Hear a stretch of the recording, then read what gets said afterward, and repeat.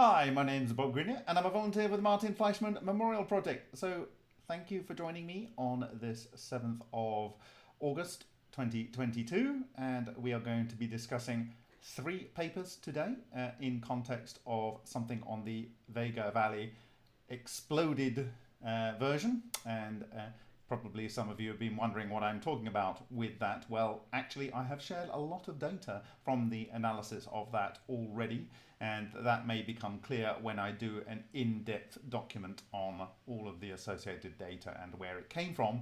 But the one that I'm going to be focusing on tonight is what I call the event horizon on the Vega, and a close-up of that was included in the image for the title slide today, which you can see here. And what we are going to talk about is various pieces of work that were done by one Bostick in 1957, one Lugomer from Croatia in 1996 in Physical Review B. The first work was done in Physical Review. And the third one is going to be by Qui, and I can hear Henk Jurin saying, oh, he's got that completely wrong. So I'm sorry, perhaps I will learn soon how that should be said.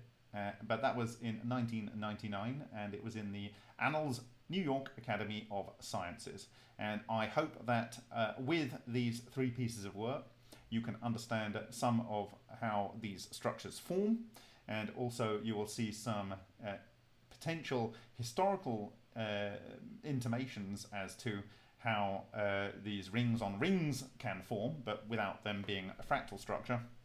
And also you will recognize things that we have observed in the Vega Valley and other samples in the past.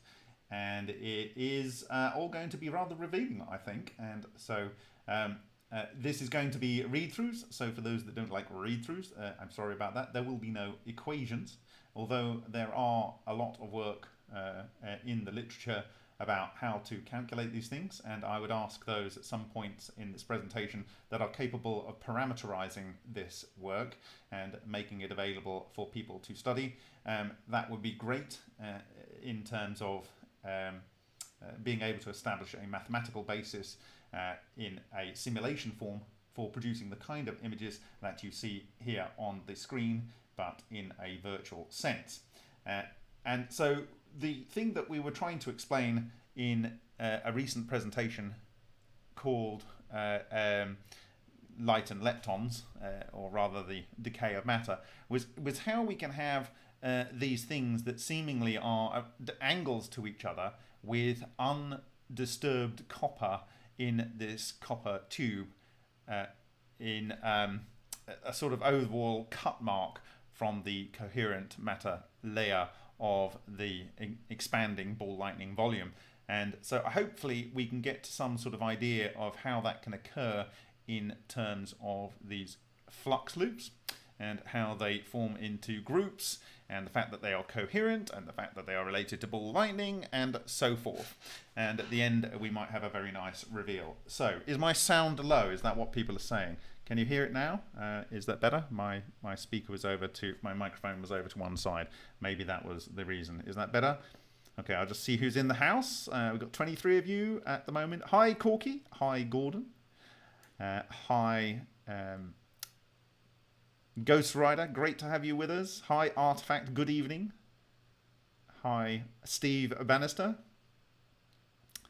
And so hi, D21505K. And hi, Steve. I really enjoyed your presentation at ICCF 24. I am again sad that I wasn't there, but this is as it was. I have to say that the whole team for ICCF 24 did a spectacular job, and it's going to be quite a hard thing to follow. I think Carl Page can be justly proud of himself.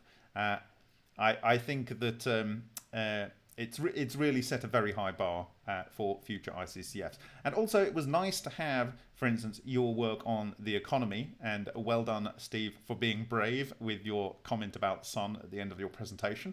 I think a lot of courage needs to be had to challenge the sort of dogma and preconceptions that are out there in the field. That's not to say that ignorance is always bliss in terms of the fact that some of these things may actually be true, but we should always be challenging and testing the assumed accepted science as we are supposedly thinking scientifically. That is the way forward. Otherwise, you just get stuck in a rut.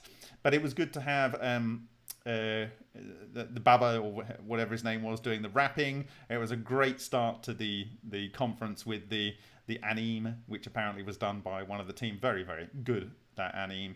And also for those that were watching online, it was really worth it. You got excellent camera angles of the speakers, total clarity on the audio. You could interact in spoken word with people watching also, and I think there was nearly as many online remotely as were watching in the room. So that was absolutely fantastic. Now, I was considering last weekend and this weekend doing a presentation called "How Not to Fail Like Google." I have got all the material together to do that, and I have got the comments from Alexander Parkhomov, and I've gone through the history of what we did in late 2014 into 2015 and through to 2016, which, if they had been paying attention or simply asked a question, or simply asked a question of one Dr. Edmund Storms, who analysed our bang material from on the 22nd of February 2015, in light of his own understanding of how LENR occurs, he would have advised them to not waste time doing 400 experiments that they did. Having said that, one can be very happy that the 400 attempted replications, although they were absolutely not even close to being anything close to a replication of Parkhomov's work, were at least attempted, but they wasted a shed load of money because they didn't ask simple questions of the people that were putting themselves out there in the open forum.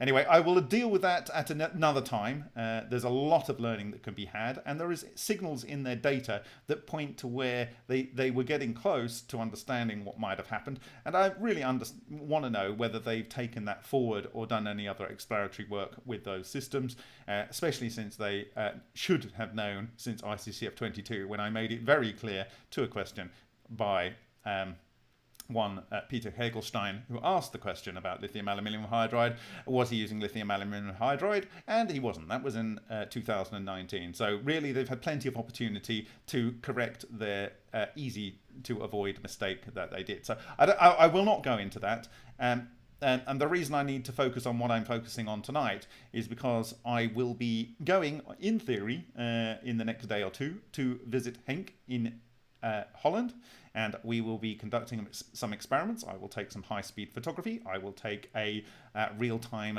spectrometer, which we have been characterizing over the last period of time with various light sources, so we understand that technology well. Also, high-frequency sound and other instrumentation to see if we can get a better or different set of data. And I think what we are going to do is the tungsten chop shop. We're going to try and replicate that, and I would like to see whether one face of a chopped piece of tungsten looks like one type of mark and the other side of it looks differently, because I have a hypothesis of what we might see, and that may come out of what we are looking at today. Okay, hi C.I.C, hi Elias Lendhart Graham. It's great to have you all in the room. Okay, so this is what we're going to be discussing. And again, before we move forward, I want to thank everyone who has taken the plunge and spent $9.99 or whatever it is in your local currency to buy this Steps to the Discovery of Electronuclear Collapse. It reached #1 in electrodynamics, and I think #3 in I think condensed plasma physics or plasma physics or something like that in another category in bestsellers. These things are very transitory. They are calculated on an hour-to-hour basis, so I don't expect we'll achieve very high moving forward unless you guys spread the word. However, it is good to see it being out there in the wild in a physical form, which can be left around for others to muse. Now, I am thinking very much now moving towards doing the Vega Valley book, and that will be the next project. And what I have found doing the Kickstarter is that you cannot on the Kickstarter have any projects that are potentially going to cause harm. So the Kickstarter itself will be just the picture book, because I want to get those pictures out into the public domain. However, I do have another concept for getting lower quality pictures and subsections of those pictures into the public domain in a way that might help support the work that we're doing. And I'm going to talk about that in a second. If people are wondering, is anyone getting rich off the publication here? The answer is no. It's basically at cost. I think at the moment there is about $120 in revenue, which is not even half the cost of the scanner that I use to do the scanning. So it's not a for-profit thing. This is a for communication basis, and so I hope it gets out there. If anyone really appreciates the work that's gone in and wants to make a small contribution to the project for enabling this to become public, that would be great. Anyway, so that is that. And with regard to the Vega Valley, in the Kickstarter, I've negotiated this with Henk that we would ship 1/2 of the top plate of the Vega Valley. I have the bottom, which is the complete Vega Valley, but this is the piece that was on top. And this essentially has a mirror of it. So the Eastern Plateau is this section up here. So this is the top area. This is where we saw a lot of the ball lightning structures. You can see some very interesting tracks up here, again on the Eastern Plateau, but on the south part of the Eastern Plateau.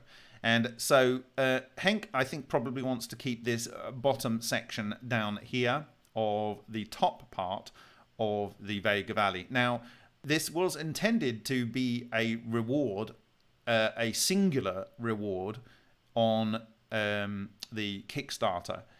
However, Henk has spent around £2,000 on, or €2,000 rather, on getting various gases for up-and-coming experiments and other equipment and valves and so forth.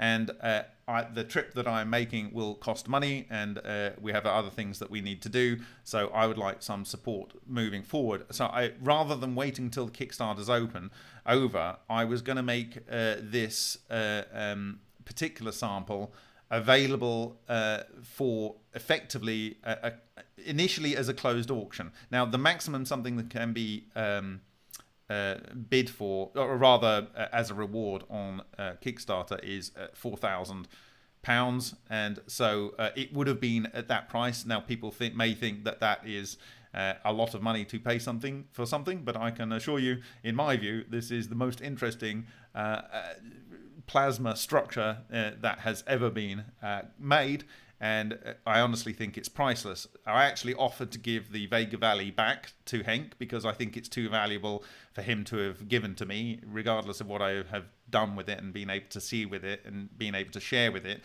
I believe it was his property, but he said, no, you keep that. I want to keep one of the sections. So I believe he's going to keep this lower section. So this top section or the other section, regardless, one of these two sections will be available, and I'm asking for people to reach out to me with closed bids in excess of £4,000, and if someone wants it, then it'll be gone before then. If not, it will be part of the Kickstarter, but really we need bids above 4,000 for it to have a meaningful impact on our work. Okay, so that's that. Now, what I would do with part of that money is take some scanning electron microscopy, and I would spend a significant amount of time producing these beautiful macro photos, of which the person that purchases that will also get a set of the original digital files for that. Now, with regard to other ways of getting these images into your hands, like the one that is behind me here, I did look to produce these as posters. there's different poster companies in different countries, and they have varying quality and so forth, and it isn't so immediate as on demand, and they can be really rather pricey. And really, I kind of want people to be able to feel and hold these things in their hands and share them. And the interesting thing was, when I was looking at what was #1 in a particular category and tracking it during the first 10 days of the release of this book, Steps to the Discovery of Electronuclear Collapse, it was rather funny because #1 or #2, which was always seemingly ahead in most categories, was actually a notebook. No, I kid you not, it's a notebook. And the notebook in the specific condensed physics or whatever that we were tracking early on was literally a 200 or 210 leaf, i.e. that's like a 100 or 105. No, sorry, it was 110 or 100 or 110 side, i.e. it's 50 sheets or 55 sheets of paper, bound exactly like this is bound, with a color copy on top.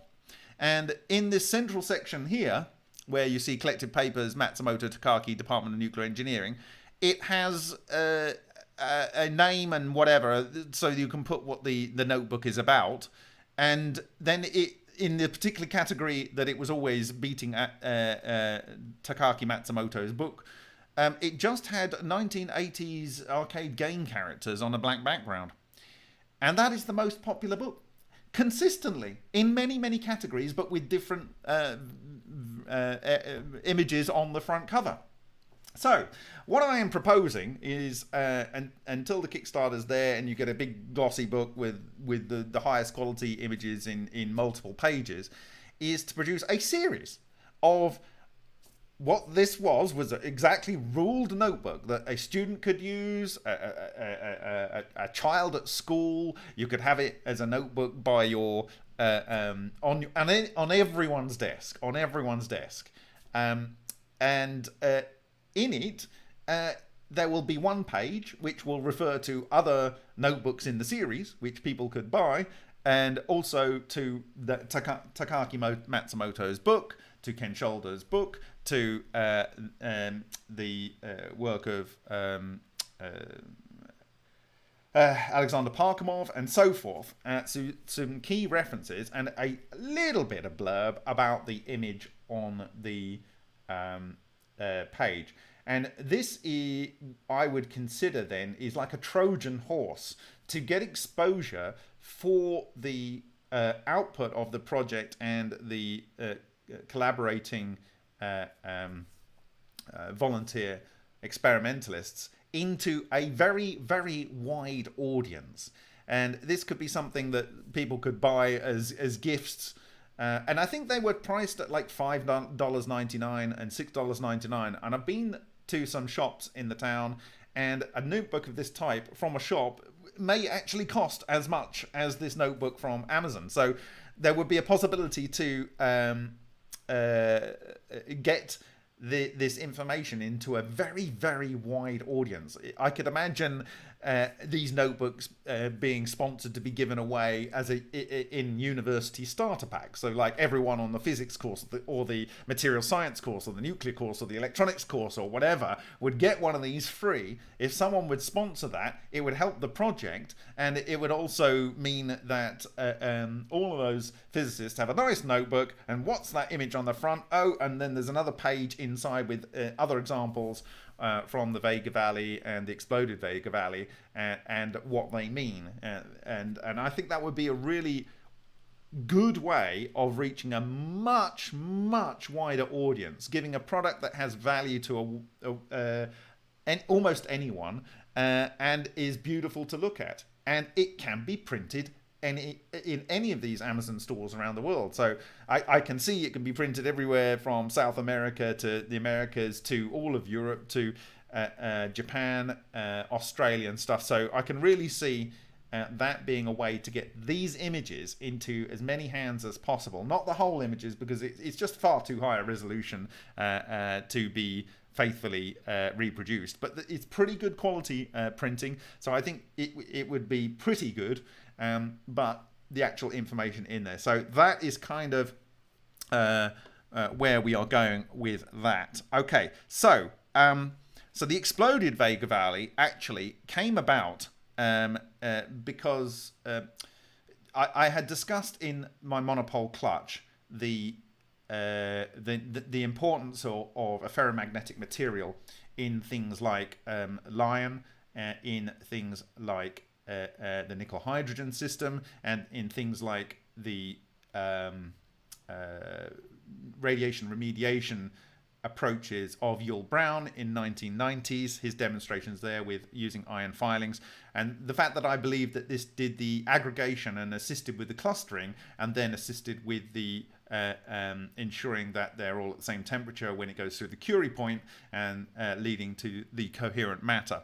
And then early on last year, I did a presentation called something along the lines of Something Electric Part 1, and out of that came an understanding that in the brass of the Vega Valley we have zinc and copper, obviously, and I had been looking at the importance of electrical conductors and also electron emitters. And electron emitters in the lion was the diamond, which is, as a doped diamond, a crummy industrial diamond, the best electron emitter.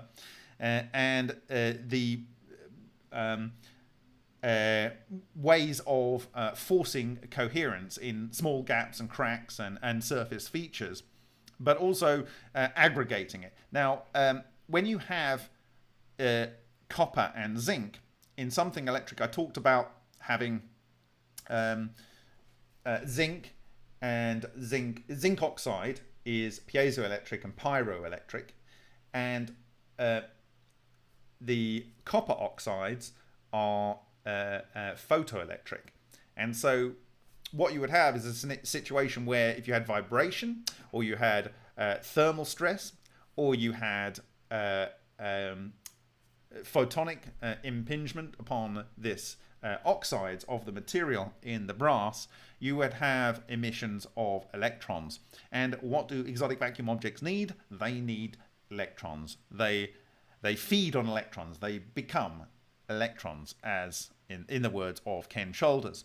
And so I believe that it was very, very important. Now, the other things that we've learned since also, and I've spoken about, is how the zinc oxide and the Cu2O, Cu2O are diamagnetic, and CuO can, I think, become antiferromagnetic, but I think it's also diamagnetic. It depends on how small the structure is.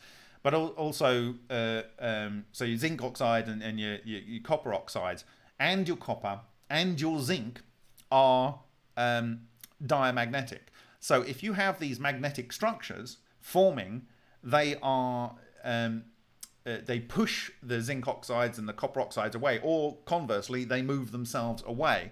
And I believe that that leads to assisting the self-organization process of this magnetic fluid in the Vega Valley channels. And so it all came down to the importance of zinc and copper and oxides thereof, and their emission and re-emission of electrons as a cathode, of which this is a cathode, and it's a layered cathode. And of course, you've got this crack between these, and you've also got the distance between these top plates and the bottom plate, which is the Vega Valley, which gives all kinds of distances for resonant production. And we know from the Lockheed Martin patent that resonant cavities, in their case it was 10 microns, leads to forcing the coherence in a magnetic field of emitted electron clusters. And so you have really everything you need to produce what you need for producing these fluidized electron magnetic fluids and so forth. And so Henk independently decided to take the learning from that and produce an exploded valley, as it were. So this is effectively thinking about the valley, thinking about the magnetic aspects, the clustering aspects, and also the other aspects that I've talked about with the piezoelectric, thermoelectric, and photoelectric components, and seeing what would happen if it was built into a system that allowed these things to be like more separated out, and thinking about resonant cavities. So how was this laid out? Well, firstly, it was on an iron plate, and in fact I think this might even be the iron support on which the Vega Valley plates were originally placed. So the brass plates I think were placed on here originally. There was 3 of them, and then there was another one on or whatever on top. I might be right in saying that. I think I'm right, but whatever. This is a thick mild steel plate, so it is you know, it can be magnetic, ferromagnetic. And this here is a zinc sheet. This is a zinc sheet, okay? And then on top of that, we placed 3, or rather Henk placed 3 plumbing tubes. Now, the beauty, and we've not discussed this in this context, but what you have here is something that automatically is going to move you towards a coherent matter system, and also parameter sweeping, because as you've got these curves coming together, and as you've got this curve coming together, you have all kinds of different resonant modes between the distances of from this point on the normal to this point on it, or rather on the tangent. So you have all kinds of different resonant modes, and in fact if they're touching together it goes down to, you know, extremely small distances. Then likewise, that is between 2 diamagnetic copper structures. You also have the same kind of things going on between the ferromagnetic and the diamagnetic material of the iron on the bottom here and the copper tube. And then you also have a closed resonant cavity in the form of the tube itself, which will have resonant modes in there. And then you also have a resonant modes down the depth. And as you have a collection of here, you get towards these kind of systems where you have suppressed resonant modes this way and long waveforms that can go this way, and this can lead to coherence on the end here as well. So there's all kinds of opportunities for driving these systems. And then this cathode, this effectively is all cathode, and it doesn't end there, because Henk also put some zinc plate on top, okay? And then on top of those, that whole structure there, he placed another lump of iron. And so this is the overall configuration. We have the iron with the zinc, the copper tubes on top, the zinc plate on top of that, and the iron plate on top of that. And so that is the overall configuration there. And that comes out as the exploded Vega Valley. So effectively you've got copper and zinc, and in the case of the Vega Valley, like I said, that structure overall was placed in, it's a mild steel chamber, so it's magnetic or ferromagnetic metal, and the plate underneath, or it had some material underneath that was ferromagnetic as well. So that is the exploded Vega Valley. And so I've decided that the learning that's come out of this exploding the valley experiment will essentially also be included in the technical book that will match the images in the picture book. And I think it's very important because it was in these copper tubes here, eaten by coherent matter ball lightning, balls of fire, as termed in the Japanese 2001 paper, plasma research paper, where we saw the replication of the Matsumoto synthesizing of what he calls itonic clusters in the cracks between crystal grains, and where we have seen the ball lightning cuts, and that's the thing that we're going to be discussing most tonight. But also, if you recall, the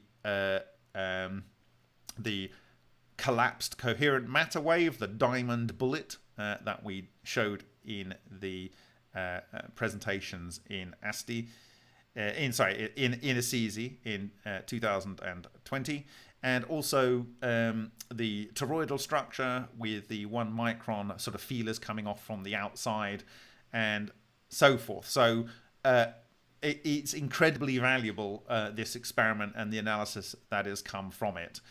Also, we saw other toroidal structures and balls and stuff in other SEMs that have been done from various parts of this sample over the past 6-7 months. Okay, so I'm going to start looking at these paper now. Is everyone up with where we are talking here?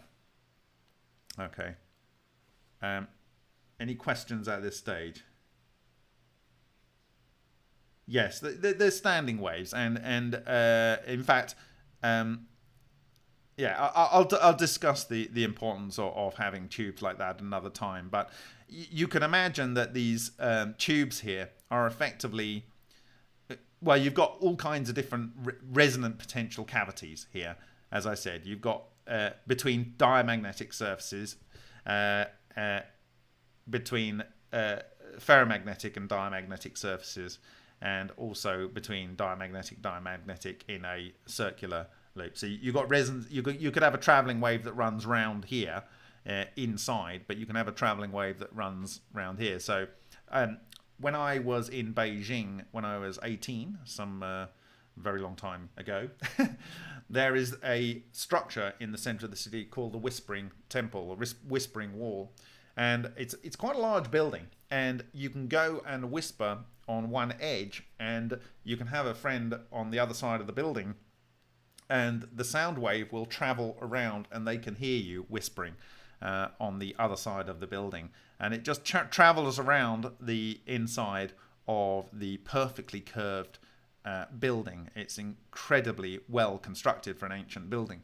And so you can imagine that you have these traveling waves, standing waves that can go around here and build up resonance there. You've got across the structure, and you've got down the length of the structure, and so on. And it's kind of like got so many potential resonant modes. It's a bit like the parameter sweeping that I described on the vibrator plates of Dr. Roshan Amaza, where we know we get particular spots which are a sort of cymatic minimum of minimum or maximum of maximum, wherever you think this is going to be initiated on the vibrator plate. So we know that this can exist, and there will be ion acoustic waves in here, as well as thermal waves, phonons, and all kinds of things that can lead to resonant modes that will lead to energy concentration or stillness, ultimate stillness. And there we go. All right. So I will go to the first of the papers today, which we are going to be discussing. And that ends in PowerPoint. It is, no, it's in here, and it is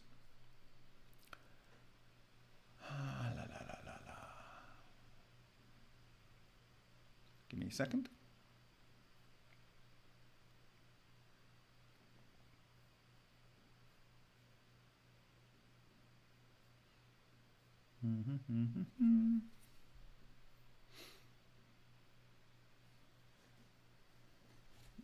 Okay.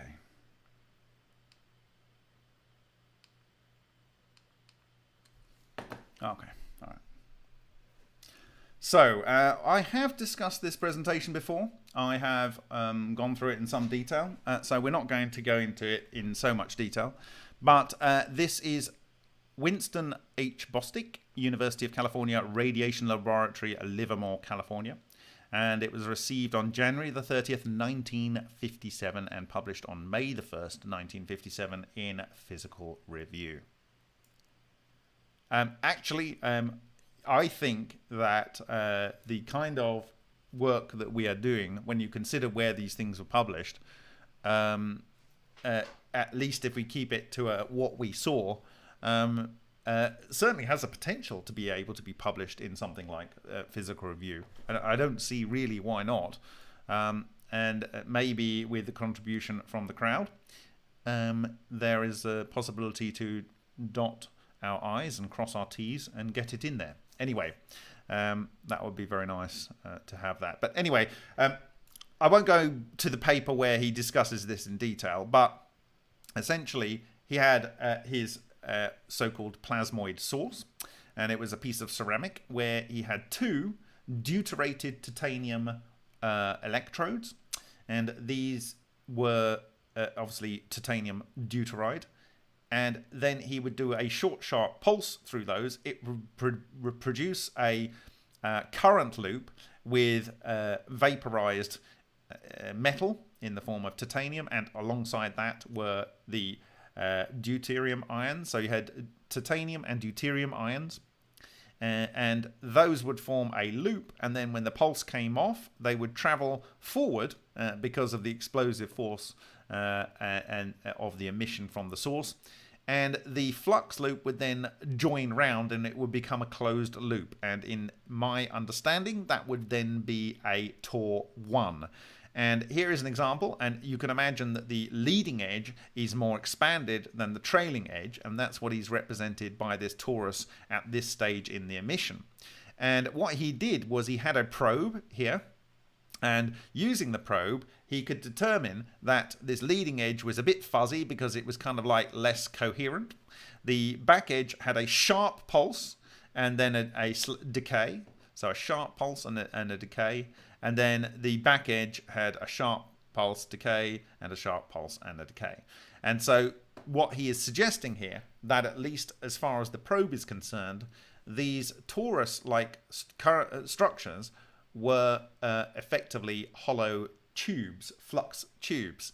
Now, the question is, what is in the center? Is it that in the center you have a load of positive ions and they're flying around and it's only the electrons that give you this signal? Is it going around in some sort of poloidal vortex as well as the toroidal vortex type of movement? Anyway, the important thing here is it's hollow, and we've seen some hollow toroidal structures as well as hollow spherical structures in our work. Now, he has this concept here, and you can see this poloidal type of motion going along with the magnetic loop in here. Okay, so that is our plasmoid, and then these things cluster together and so on. Like I say, I've gone through this in detail, but here, as the plasmoid comes out, he's saying that the plasma basically gets pulled in by the tail end, and you have this flux tube, and the flux tube comes along and it kind of twists and it twists, and we've definitely seen these kinds of structures being emitted in the Vega Valley experiments, and we've caught them on high resolution, high speed videography, and I hope to catch higher quality images this coming week. I will be staying in a tent in 29 degrees heat, so if anyone wants to make that not my option, then that would be great, but such is what you have to do. It's not cheap in Holland, so there we go, and I'd rather be on site actually. But there we go, so we have this twisted flux loop coming out, and he's showing examples of that. And then you can have one coming from one gun over here and another one coming from another gun over here, and they start to mingle their, they interact with each other and start to twist around each other. And so you can actually get them so that they do it at a later time if they're maybe more offset than one another. And this is his hypothesis. And every time he says suggested sequence, and it says suggested configurations. And this is really what you need to think about. Suggested. He's not saying this is how it occurs. Okay? He's just trying to work with the best idea he has because of the resolution of the things that he sees, which you can see is not unbelievably amazing back in the 1950s. But considering that he came up with what he did is very, very impressive. And what he's saying here is where these two flux loops come together, these braided flux loops, you can have a reconnection between this one and this one so that they form a closed set of loops here. And that then this structure can twist over, making into this figure of 8 of twisted loops. And I have to say that something like this looks a bit like the structure that you see as the heart shape or the cardioid shape in the Parkhomov 225-day reactor, which I shared at ICCF 22. And if you recall, there appeared to be two sort of discrete structures of fluffy carbon moving around the outside of the cardioid structure. And so maybe it was something like this, and but there we go. And he talks about how you can have the flux tubes coming together like this, and they split and recombine and end up by producing ones with opposite chirality and emitting from two sides. So you end up with what might be considered a north and a south pseudo monopole structure. So is this the way these rings occur? Again, it's suggested description of these two, what he calls whirl rings that move away from one another, as observed in figure 19 and 20. Where are they? Figure 19 and 20 here. So I guess he's referring to maybe something in here. But anyway, that's that. So I don't want to go too much into the weeds with this one, but that's, I think, what we need to discuss of this very seminal paper that was published in the Physics Review, May the 1st, 1957, by one Winston H. Bostick, when he was, I think by this time, he had been researching possible ways to make the H-bomb into domestic fusion since 1948, I believe it was, with multiple national labs.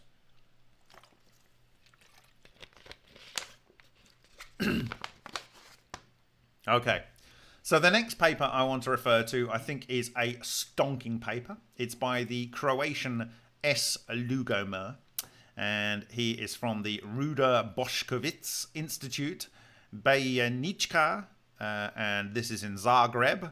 And for those that know, this, I guess, was Zagreb when Zagreb was part of Croatia. Is Zagreb, I guess, is it still part of Croatia? I think it might be, or is it part of... maybe, I don't know. I think when this was Yugoslavia, I don't know. Anyway, it wouldn't be Yugoslavia then, would it? Okay, so anyway, it's in Zagreb, and I think Tesla had a relationship with Zagreb at one point.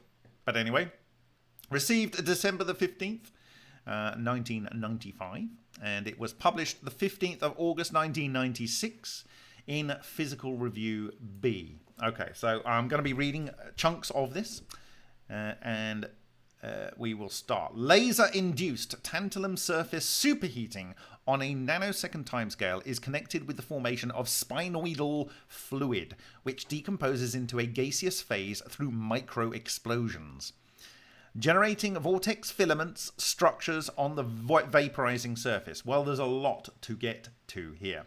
Firstly, laser-induced tantalum surface superheating. Tantalum is a refractory metal. Laser induction will cause ionization of tantalum, I guess, if it's this very high power nanosecond time scale. And there will be some coherence, because we know from the 1973 paper of Lowe that laser will lead to forced coherence. And because you've got these electrons emitted and they're being thrown back down onto the surface, I guess, this is fairly similar to the refractory metal low vapor pressure system of Solin, published in 1992, which leads to the formation of solitons of two magnetic cluster types, which leads to magnetic clusters in the superfluid superconducting liquid reactor, which leads to coherent matter nuclear transmutations.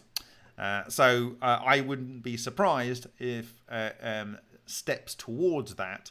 Of course, Solin was using an electron a free electron laser rather than this laser, which you'll find out is not a free electron laser. But it will be creating free electrons, I should imagine, in the process of hitting this low vapor pressure refractory metal. Anyway, moving on. Okay, and also we have micro explosions, and the micro explosions would, in my view, be similar to ectons, which are by Georgy Messier, and that is the system, in my view, that creates essentially ball lightning-like structures like Ken Shoulders, John Hutchison, Matsumoto. Okay, so this one half sentence here has so much in it. Okay, generating vortex filaments. So vortex filament structures. This is on to Bostick here. On the vaporizing surface. Vortex filaments associated with Reynolds number Re 10 to the 3 to 10 to the 4 are organized into regular, quasi-regular, or chaotic structures. Homotopic operations transfer these structures into irreducible ones of a simple closed-loop type. So what he's saying there, by taking these quasi-regular and chaotic structures, by like folding them and twisting them, not actually changing their underlying structure, but treating them like pieces of rope that are thrown down on a table and unfolding or folding and twisting them, you can end up by seeing that the underlying structures are irreducible structures that are simple closed-loop types, showing that all of them are embedded in a three-dimensional torus. I'll read that again. All of them are embedded in a three-dimensional torus, either as a vortex ring, an unknotted knot, a cloverleaf, trefoil knotted knot, or a hopflink knotted knot. Okay, these things are going to become clearer as we go forward. And you're going to love this, Stephen. You're going to absolutely love this. Stephen B. Hawes is going to love this presentation. Okay, and the implications of it. So this paper deals with the experimental evidence of generation of and organization of vortex filaments in explosive decomposition of spinoidal fluid, liquid tantalum, into gaseous phase on a timescale of less than or equal to 10 nanoseconds. Spinoidal fluid is generated during surface superheating of metals in high power, short timescale laser metal interactions when the surface layer behaves as a dielectric. It thus becomes transparent, enabling a deep volume absorption of a laser beam. The vapor pressure above the surface prevents boiling and causes superheating of the liquid metal. For refractory metals, titanium, tantalum, molybdenum, and you'll notice molybdenum is one of the elements used by Solin, and it's also one of the things that were so-called vaporized by the BRLP group. The cusp is large, and superheating may even reach 10 to the 3 to 10 to the 4 Kelvin, so that's 10,000 Kelvin. And now at 10 to the 3, i.e. 1000 Kelvin, you are synthesizing relic neutrino equivalents, and so you, according to Alexander Parkhomov, so you have the ability potentially to create these clusters and do some transmutations and maybe involve a similar process to described by Alexander Parkhomov's papers. Since fluctuations play a crucial role in the metastable phase, the system is not stable and exists only for a short time, after which it decomposes into a gaseous phase through micro explosions of surface bubbles characteristic of the onset of volume boiling. Okay, so this is essentially what is being described by Messier, okay, where you get this explosion caused by this highly localized energy concentration. And I believe the explosion is that basically it gets to a point where it's taken all the energy it can and it's shared it around in that little small quanta of metal, and it just gets to a point of exceeding a threshold, and then all of the atoms separate at the same time, and they are at the same temperature effectively. So those atom isotopes that are at the same temperature are moving apart from each other at the same T0, which gives them the same phase, which allows a proportion of the population to form coherent matter wave. Okay. Ultra-fast cooling after pulse termination causes the surface morphology to stay permanently frozen, thus enabling an afterwards analysis. Right? This is exactly what is said in 1992 in the patent of Solin.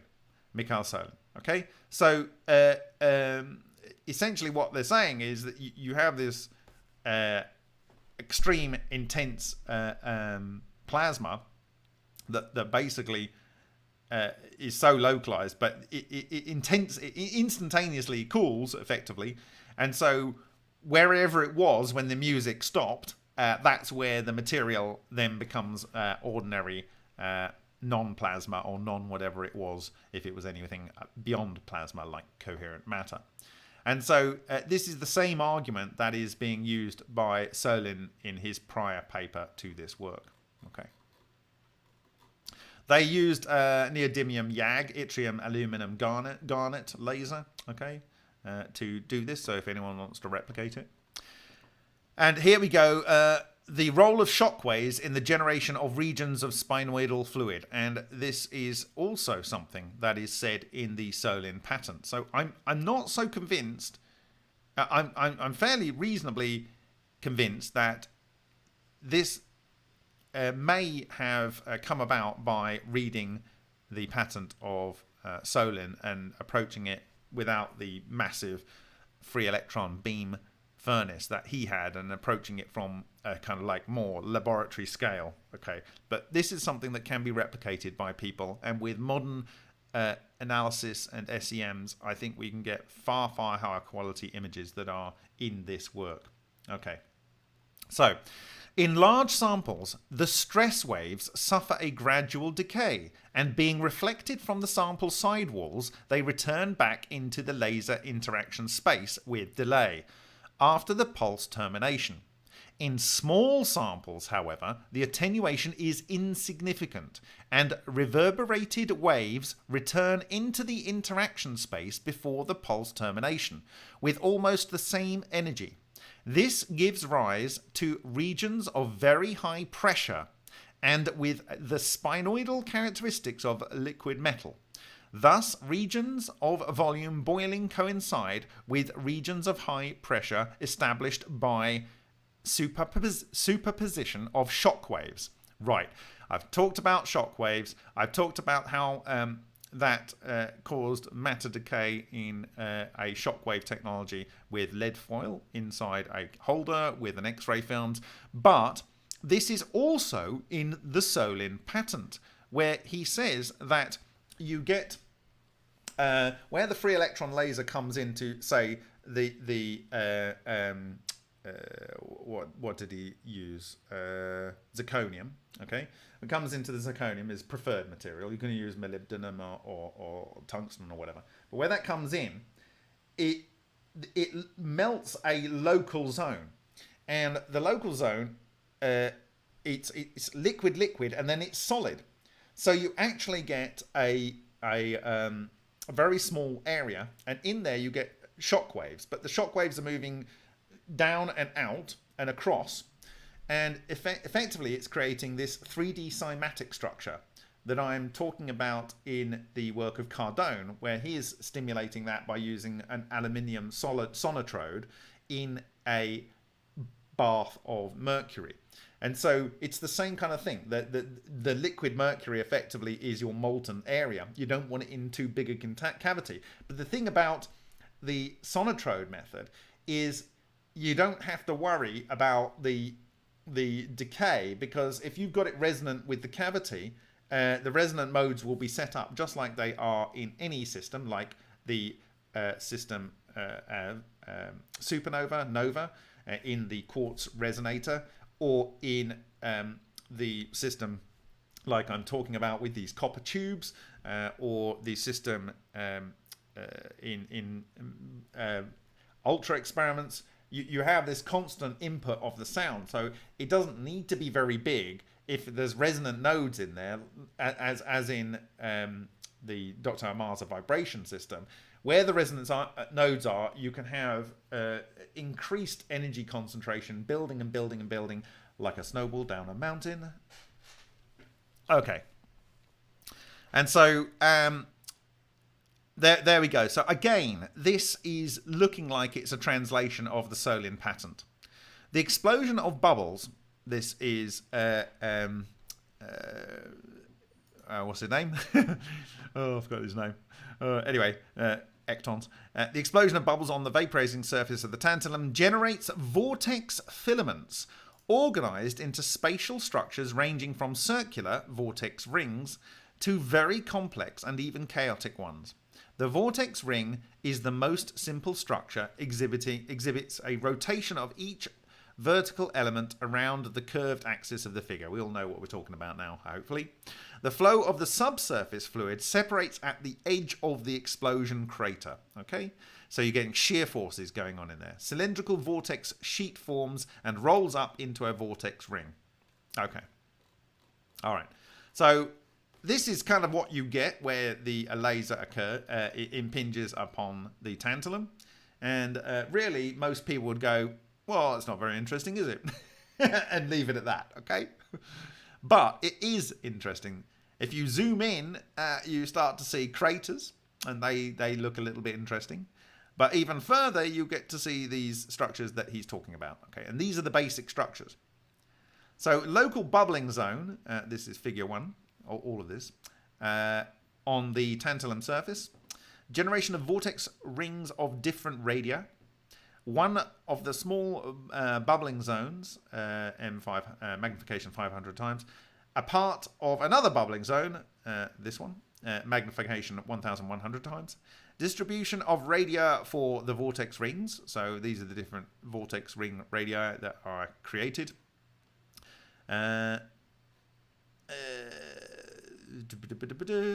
Vortex ring on boiling tantalum surface. The vortex core becomes gradually more flat. So it's steep, more flat, okay? The side oscillations, which represent the azimuthal instability, appear on the circumference of the vortex ring.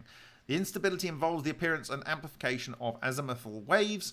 And so, I don't know whether you can see that, but you have this wave here, this wave here, this wave here, this wave here, okay? You've got a wave here, a wave here, a wave here, a wave here, okay? There's a wave here, a wave here, a wave here, a wave here. So this is kind of similar to the kind of thing, if you remember in my game over presentation, where I used one substructure of the toroid of toroids from the Vega Valley Eastern Plateau. There was a broken one, and I looked at one end, and it had like 3 nodes around it, and you could imagine that this was a traveling wave going around it. This is kind of the same kind of thing that you are seeing here, except that that was a structure that wasn't almost instantly formed and collapsed. It was actually part of a larger structure, and it looked very similar to the so-called black hole at the center of our universe. Okay, anyway.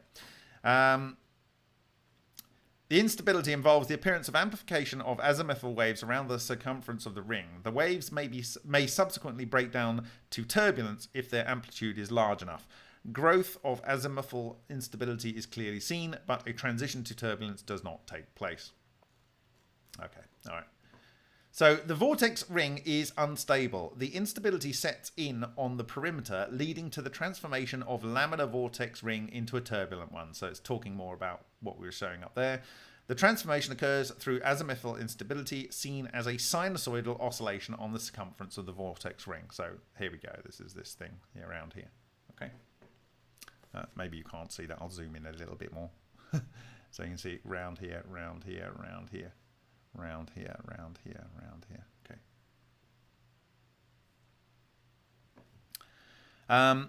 Blah, blah, blah, blah, blah. N vortex filament diameter, R radius of the ring. Although it is difficult to determine N for very small rings, we estimate estimated it to be 3 or 5 for the majority of vortex rings. Well, we certainly saw 3 on the one that I chose.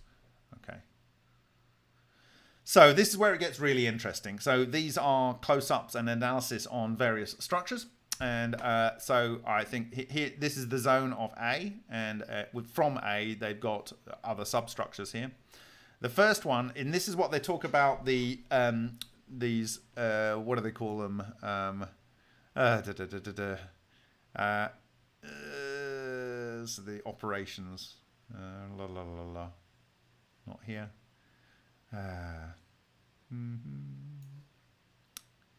Homotopic operations. So I've got to remember that word. So in this one, which is our figure of 8, or a figure of 8, let's put it like that. In fact, it's going around that way. If you rotate this half on top of this, you end up with basically a ring. Okay, so that's what they're saying, is this is actually just a twisted loop, and this one itself here is effectively the same as Winston Bostick's figure of 8 plasmoid here. So this is your ring, okay, and this is your twisted ring.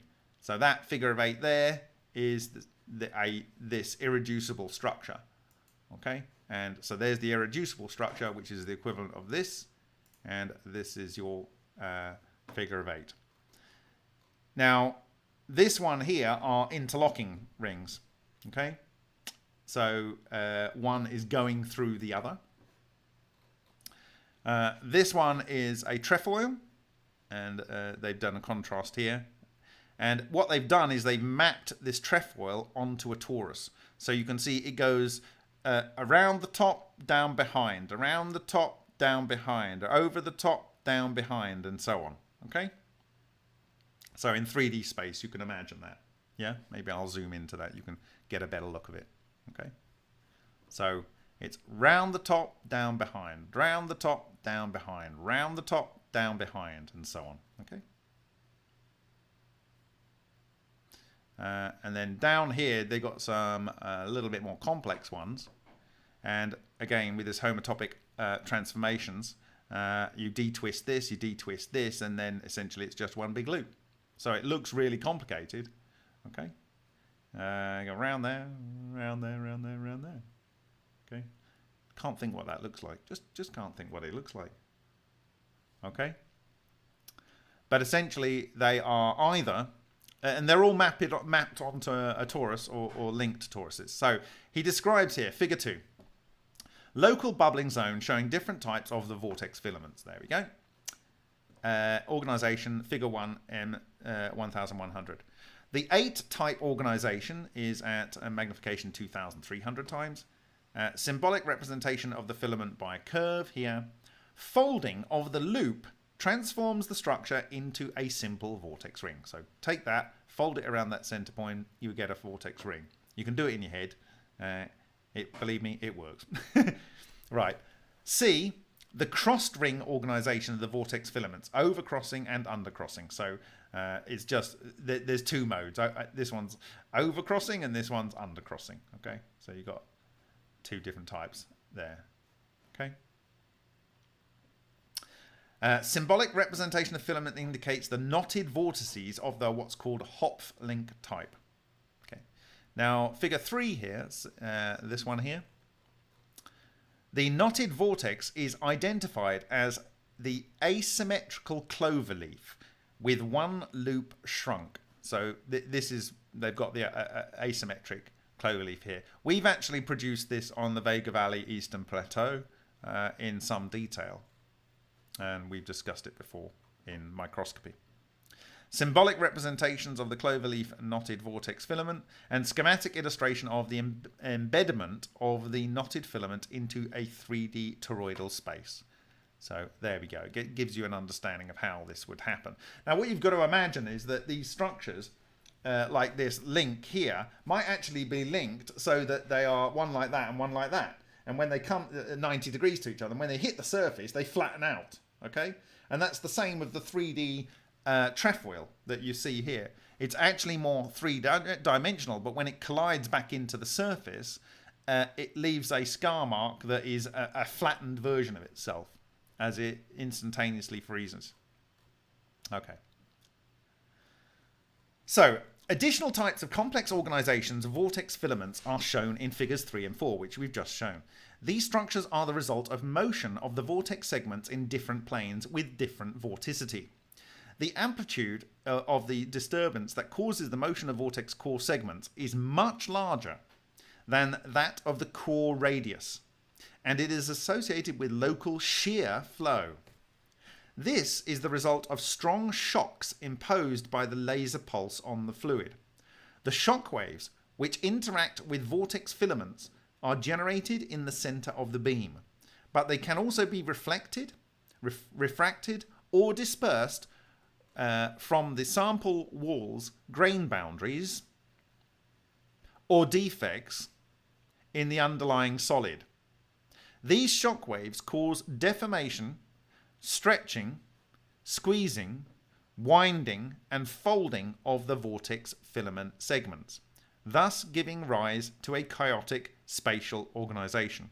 Okay, so the difference between what's going on here and a resonant system like is being produced in the Vega Valley is in these Vega Valley channels. Now these are about 1 millimeter across, these channels.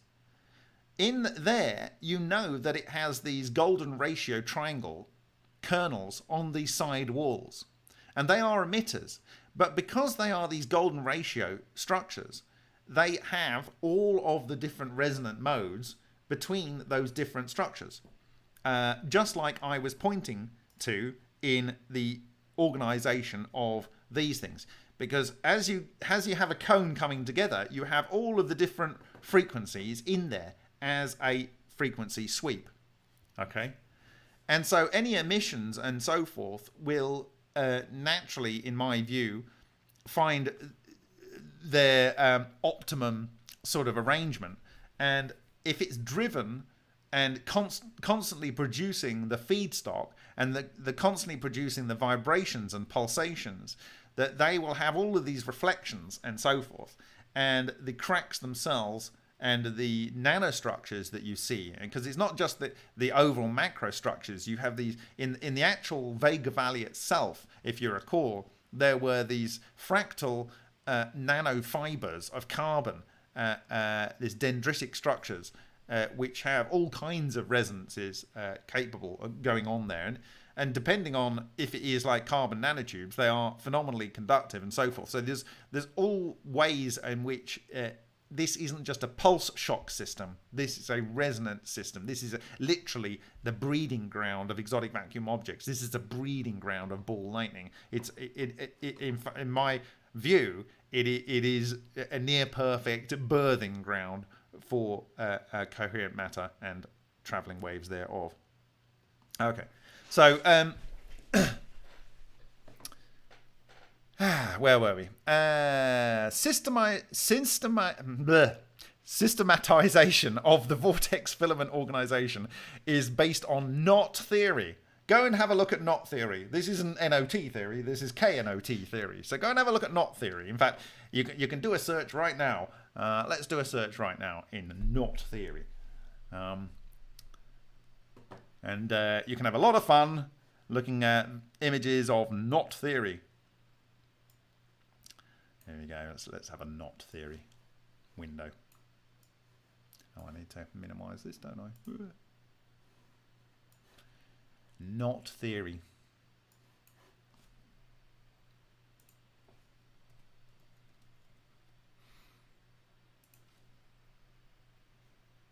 Knot theory.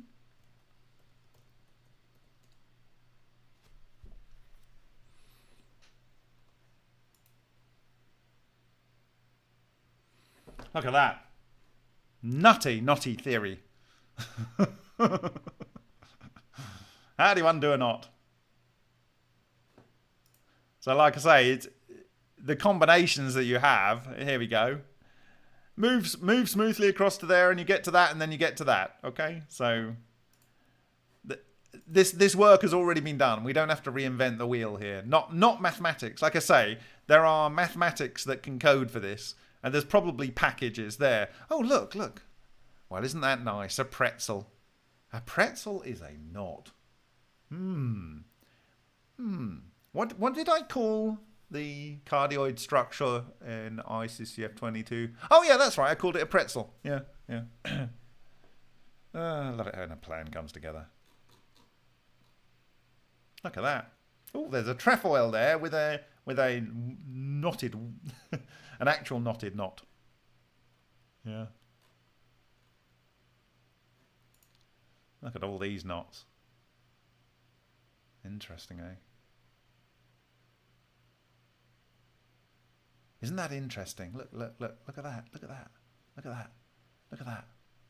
The 7 graphs in the Peterson family, no matter how these graphs are embedded into 3-dimensional space, some 2 cycles will have non-zero linking number.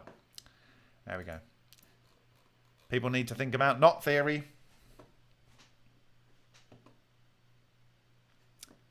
Okay, so knot theory. Let me go back to the paper. Right. Ta-da. Where were we? Knot theory. Knot theory? Knot theory. And the assumption that each particular knot has a complexity level or skewness level, which is given by the number of topological operations needed to reconstruct the basic homotopic structure. Homotopic operations reveal that every chaotic structure may be transferred into a basic structure of a simple closed loop type. They are embedded in a 3D torus and appear to be a vortex ring, unknotted knot, a cloverleaf, trefoil knot, knotted knot, or Hopf's links, knotted knot. So that is it. Whatever these plasma vortex structures can be, regardless of whether they look stupidly complex, ultimately they come down to being able to be unknotted and become one of these 3 types: a straight vortex ring, a cloverleaf, trefoil knot, and a Hopf's link. Okay, and they can all be mapped onto tori. Okay, so this, I think, the reason I included this image on the first slide is I think it's one of the most interesting. Chaotic organization of the vortex filament. A. Micrograph of chaotic filament organization. M. Magnification 1100. Micrograph after a numerical filtration. Symbolic representation of the vortex filament by a curve. By folding and stretching the left and right loops. The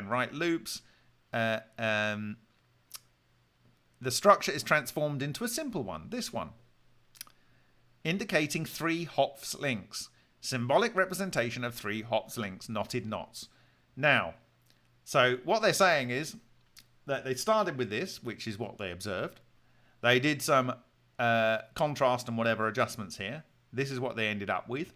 If you unfold these bits, you end up with this. And that is this. Now, what is this? What is this?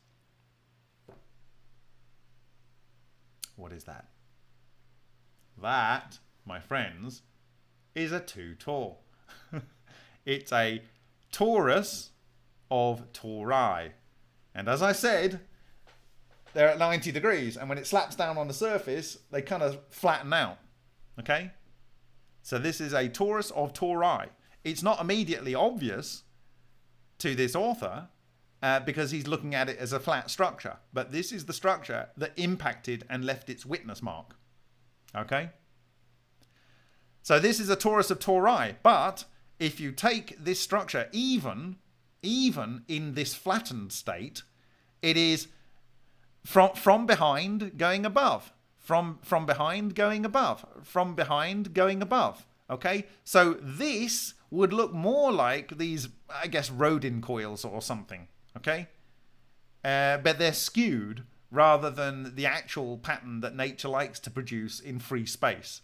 This is kind of what the representation is on a torus, okay? But he's actually, you can see, he's very deliberately mapped this and stretched it so that it actually forms a much larger radius. It's around a loop, but the loop is much smaller. This is much bigger, and this is the central loop that it's on. So this is a schematic representation of what this is, but actually this is a closer fractal structure to the ones that we've observed on the copper pipe.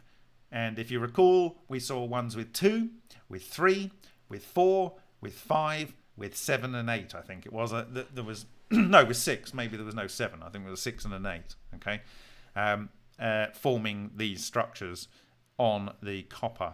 Okay. There's another type of chaotic knot here, very chaotic. They did the same kind of operations to enhance it.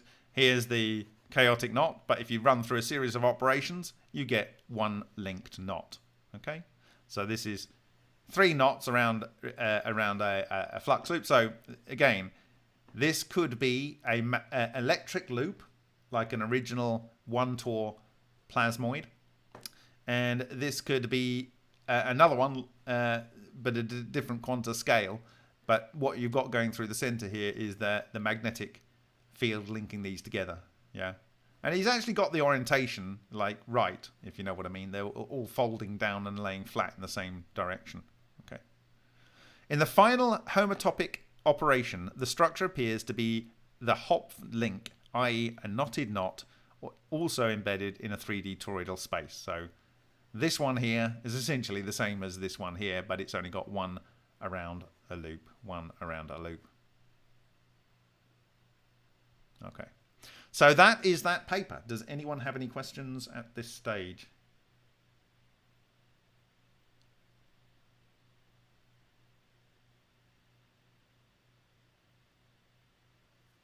Yeah, this isn't quite a road-in knot. This is more close to my representation of the quantized structures on the fracture sample from John Hutchison, because these actual loops are isolated, in my view, current loops. Okay, whereas the kind of coils that people have produced are it's one coil that's kind of wound around in this kind of fashion. It isn't the same thing.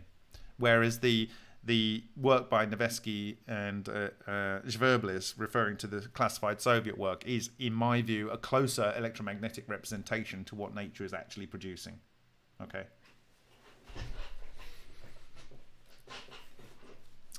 So I think this is extremely important because it connects, I believe, and actually I haven't even looked at the references. Who's he got in here?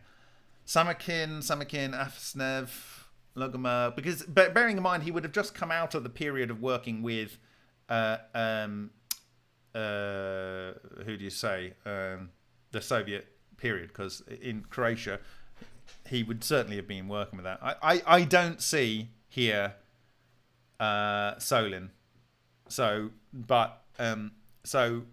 maybe this is independent to Solin, but it is post the publication, I think, of Solin's patent, December 1995. He almost certainly would have spoken Russian, being in a Slavic country that would be forced to have learnt Russian at school. So I would be surprised if he wasn't aware of this. And these aspects here, the choice of a refractory metal, the kind of virtual simulation of the free electron laser that Solin was using, the instantaneous ultra fast cooling, leaving the morphology in the material, the role of shock waves, this whole reflection and effectively 3D cymatics going on. Everything here tells me that he read the Solin patent.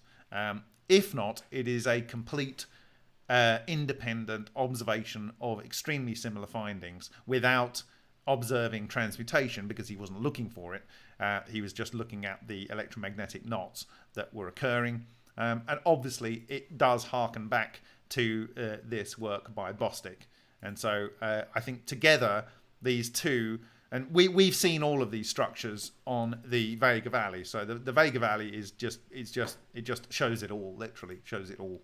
And so and much higher levels of clustering in physical form, in collapsed functions, and spheres and hollow tori as well, where it's reached a maximum clustering level. But anyway, The next paper that I'm going to refer to, and I have read it through, but I haven't marked it up like this one, so unfortunately it's quite long, and I am going to need to go through it mostly and try and real time pick out the bits that are important. But it is really, really important, and you will see that this author is referring to a number of names we all know by now, and I think it's going to be good to tie together and maybe give us a good explanation for what we have been saying since 2018 through to the observation of this particular structure on the surface of the event horizon of the ball lightning cut on the copper tube, and it will give us potentially a explanation for why you have these things where this is facing into the screen and this is across the screen and this is up and this is facing, you know, why they're occurring in these odd kind of angles. Okay, so the paper is Helix String Model for Turbulent Vorticity and Cavitation in Shearing Arc Plasma. And I was talking about shearing here before, and I was talking about the fact that the sound in the cymatics in here will cause shearing as well. And so this will be very relevant. So, and actually, the author here, if he's still alive, lives about 12 minutes away from where I will be conducting experiments with Henk, as far as I know, in the Netherlands. And I hope to be able to go and visit him with Henk and discuss our collective findings. And if that occurs, I think it will be legendary. But we will see. We just have to try these things, don't we? In the meantime, I'm going to put you on some hold music whilst I go and relieve myself and go to the boys' room.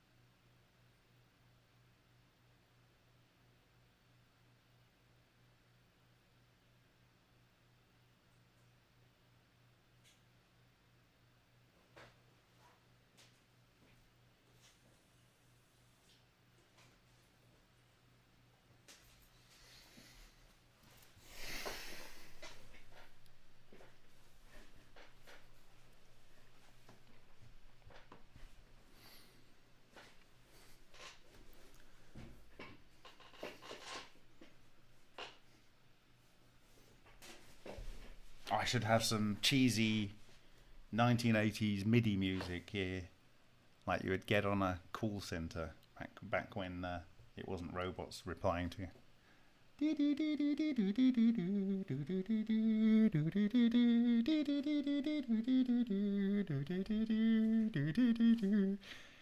I don't think it's a coincidence that the universe gave me Fleur de Lis to sing. Okay. Right, let's move on.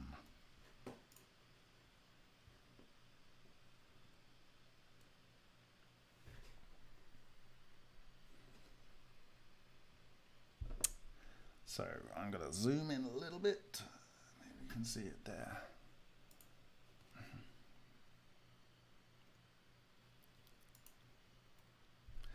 Okay. Helix string model for turbulent vortex and cavitation. Turbulent vorticity and cavitation in shearing arc plasma.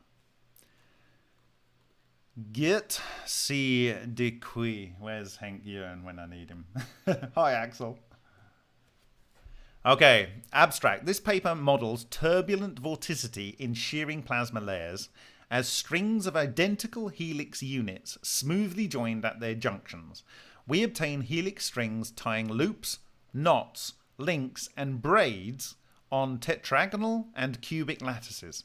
In state diagrams for conduction electrons in cool, dense discharge plasma, we find a subdomain for cavitation and curves with zero chemical potential for equilibrium of Fermi and Bose systems.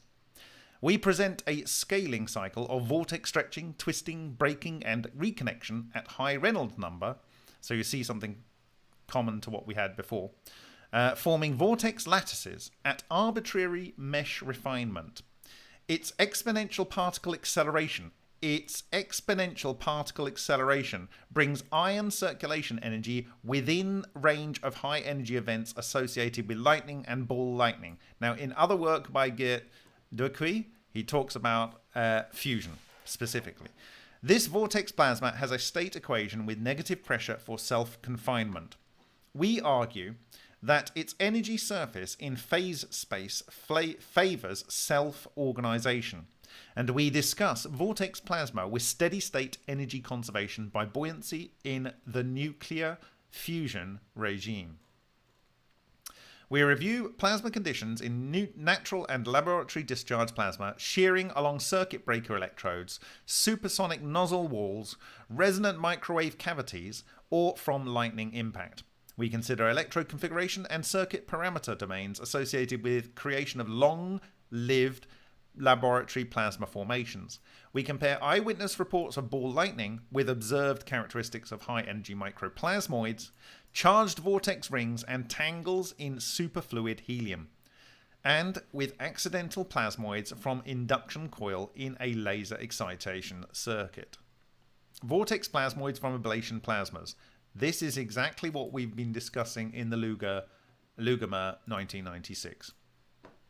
A recent letter by Ranyada and Trubier proposes an electromagnetic knot solution for ball lightning with helix, and this apparently has been observed, if you remember, I think in 2019, I think it was at Lithuanian University, I think, for ball lightning with helical magnetic field and streamlines. It has a twisted and linked field loops restraining the usual thunderous expansion and cooling of hot plasma in a lightning channel. Helicity and links enter into the model as postulates supporting a flaming brightness that would exhaust the most energetic ball lightning on record in an eye wink. The average eyewitness reports ball lightning at a distance of 5 meters as bright sphere with a diameter of 20 centimeters, lifetime of 10 seconds, and luminosity of 50 watts. Its particles seem to defy the virial theorem by averaging 100 times more energy than ambient air molecules. Strong correlation of survey data with log normal statistics associates ball lightning with critical phenomena at phase transition. 2 scientists have witnessed ball lightning at close range. Radio astronomer Jennison noticed perfect symmetry and felt no heat as a glowing sphere passed within his reach inside an airliner after a lightning discharge. Plasma chemist Dmitriev also felt no heat but smelled odor as from ionizing radiation when a bright yellow-white ball with violet and blue halos passed overhead after an intensive lightning flash being within a view for more than 1 minute. For laboratory analogues of ball lightning, in reference 3, I.M. Shakhparov used a metal on dielectric Mobius band as RF-powered electrode favouring monopolar field chirality. But usually reflection symmetry preserves overall chiral neutrality of field distortion, as in discharge plasma sheared by circuit breaker contacts, and in supersonic nozzle tests by this author, Duquy, and Pipelink, in reference 3. Comparable plasma structures emerge from wind tunnel tests by Pankova et al. And plasmatron discharge in liquid nitrogen by Anatoly Klimov et al. And we've shown these plasmatron discharge images in a previous presentation that I did. And by Anatoly Klimov. And polymeric plasmoid investigated by Bichkov et al. In reference 4. So this one here is an electrical circuit with high voltage discharge for excitation of ruby laser. Here we go. Accidental creation of vortex plasmoid arose from open core of special induction coil. I would like if anyone can find the actual schematics of how to build this special induction coil. What is the special induction coil that's being referred to here? Accidental generation of vortex plasmoids occurred during early ruby laser experiments at Philips Research Laboratories in Eindhoven in 1961 to 1964. Figure 1A, this 1A here, shows the electrical circuit of the test facility, connecting a high voltage capacitor bank in series with an induction coil and a discharge tube containing helium gas at low pressure. The experimenters regularly created plasmoids measuring 5 centimeters and lasting 2 seconds, which jumped out of the open core region of the coil into free air. The coil had no core and was specially designed with copper wire in oblique windings to reduce parasitic capacity between its loops. Furthermore, air led through nitrogen at minus 196 degrees C cooled the coil for reduction of its ohmic resistance. Equilibrium in degenerate arc plasma. We treat cavitation in cool dense plasma as two-phase circulation of liquid in thermodynamic equilibrium with saturated vapor in hollow vortex cores. Our string model ensures equipartition of circulation energy along slender helical cavitation loops with uniform cross-section and surface tension of their liquid-vapor interfaces.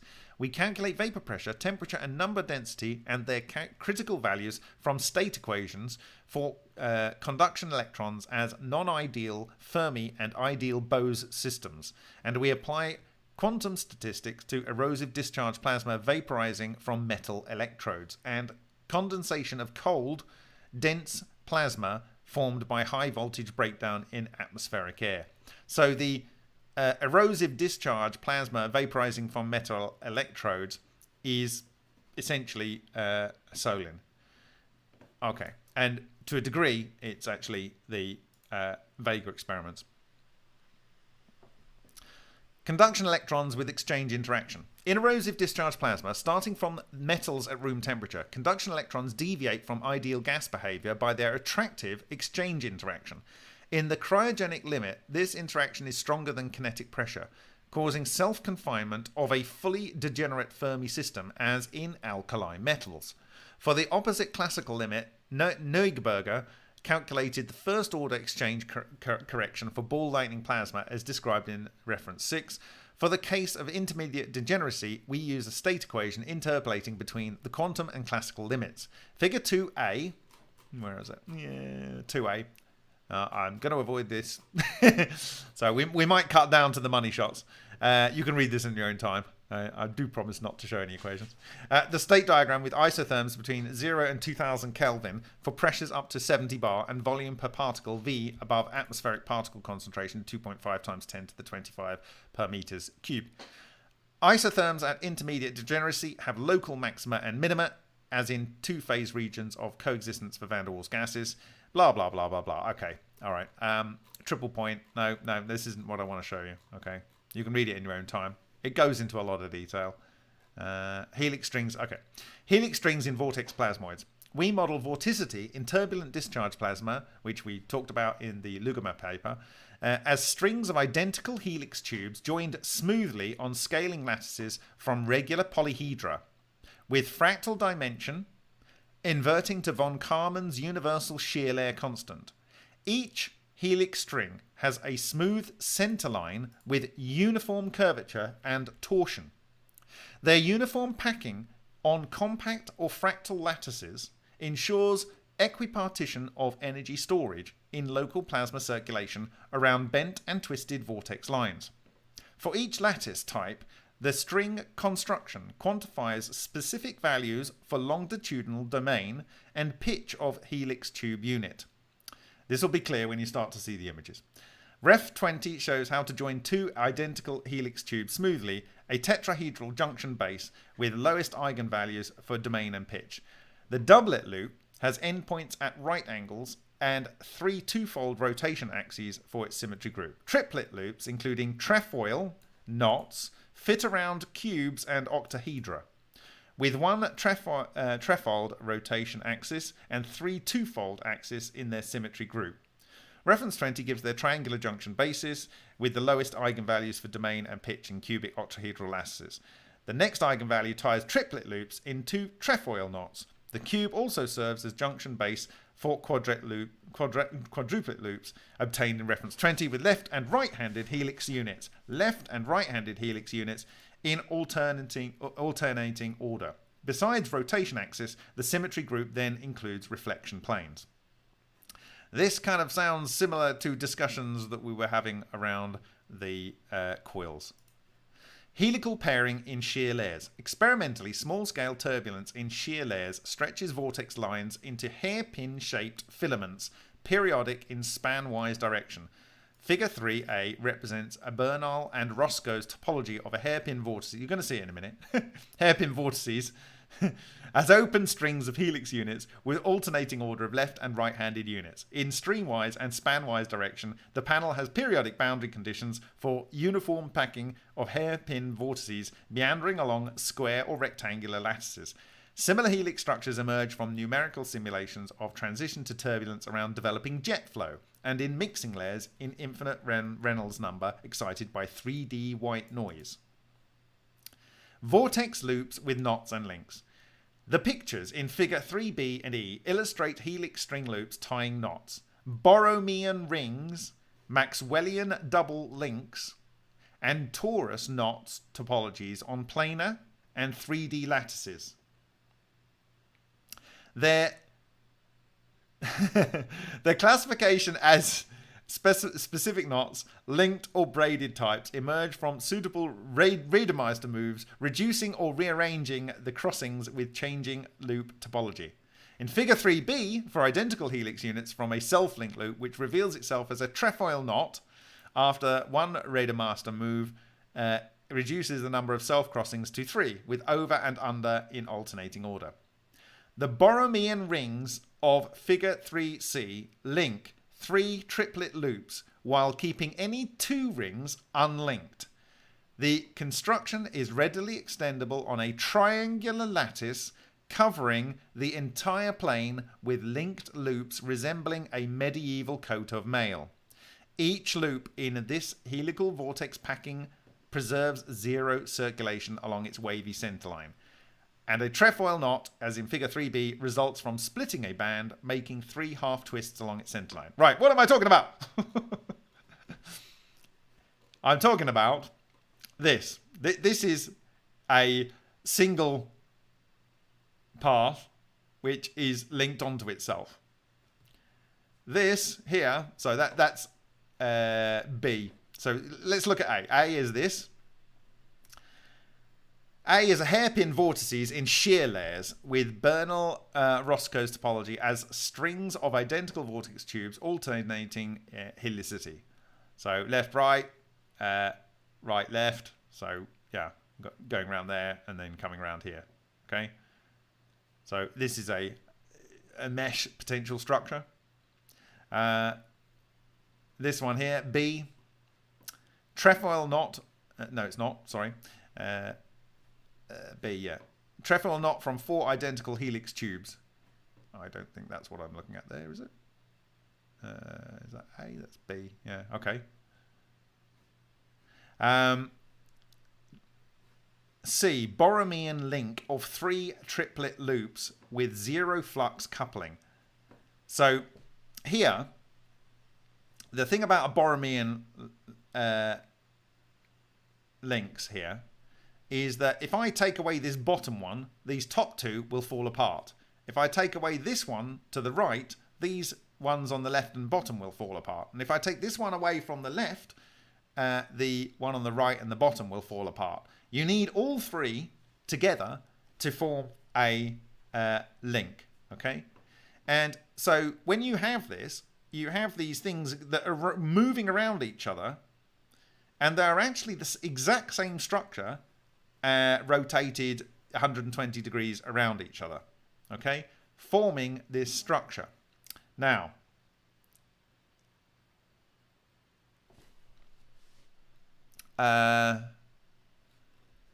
this one here is different from the Boromian link because it actually has links. So each one of these are actually linked together. So Boromian links are not linked. This is linked. And if you have looked at focus fusion, this is the so-called plasmoid structure that they propose in focus fusion. Okay, this is a knot, electromagnetic knot. Okay. So you can see Boromian link of 3 triplet loops with 0 flux coupling, and then 3 doublet loops with Maxwellian doublet linking. So this is like we were showing here in the Lugomer paper, where you've got a torus and you twist it, so you get a figure of 8. This is like the torus with your alternate moving flux loops, and then twisted. So you've got your figure of 8 here and your figure of 8 here, except you have them linked, and you can imagine they're kind of like opposite. And so in this case, you are looking at a 2D structure, but this is what it looks like in 3D. Okay? And so you have things that are coming down and then things that are coming up. And this is like kind of like almost 90, but not quite. And then this one's coming around at another angle. Okay? So if you imagine this structure, or this structure, or even this structure, I can imagine that this wouldn't form a mesh over a surface. This wouldn't form a mesh over a surface. This kind of might form a mesh over surface. It might do. This Maxwellian knot, okay? This would easily form a mesh over a surface, okay? What does it say here? Where are we? We're talking about here. Are we? I'm looking for the discussion on figure 3. No. Give me a second. I'm going to find it again. Right. We're looking for discussion on 3C. So 3C. I'll repeat it again. The Boromian rings of figure 3C link 3 triplet loops while keeping any 2 rings unlinked. The construction is readily extendable on a triangular lattice covering the entire plane with linked loops resembling a medieval coat of mail. Well, it's a little bit more interesting than that, because if you take the Boromian links and you extend that, what do you get? What do you get? So, let me do this.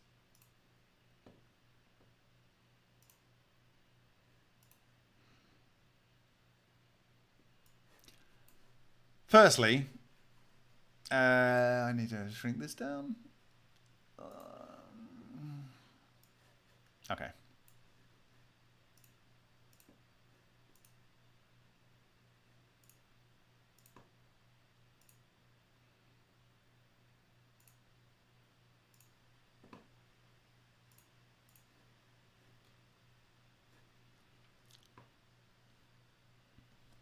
This is a knot produced hydrodynamically, and you can see the vortex loop in this hydrodynamic knot.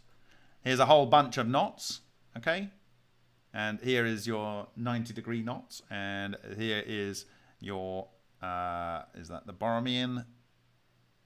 Yeah, this is a Boromian knot, okay?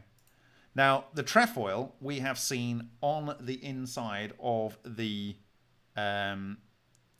quartz from Lion reactor.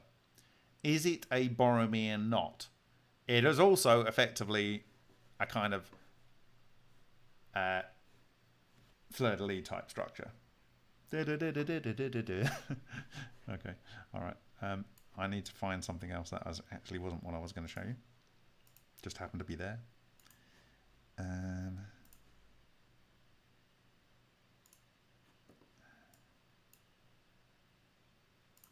Okay.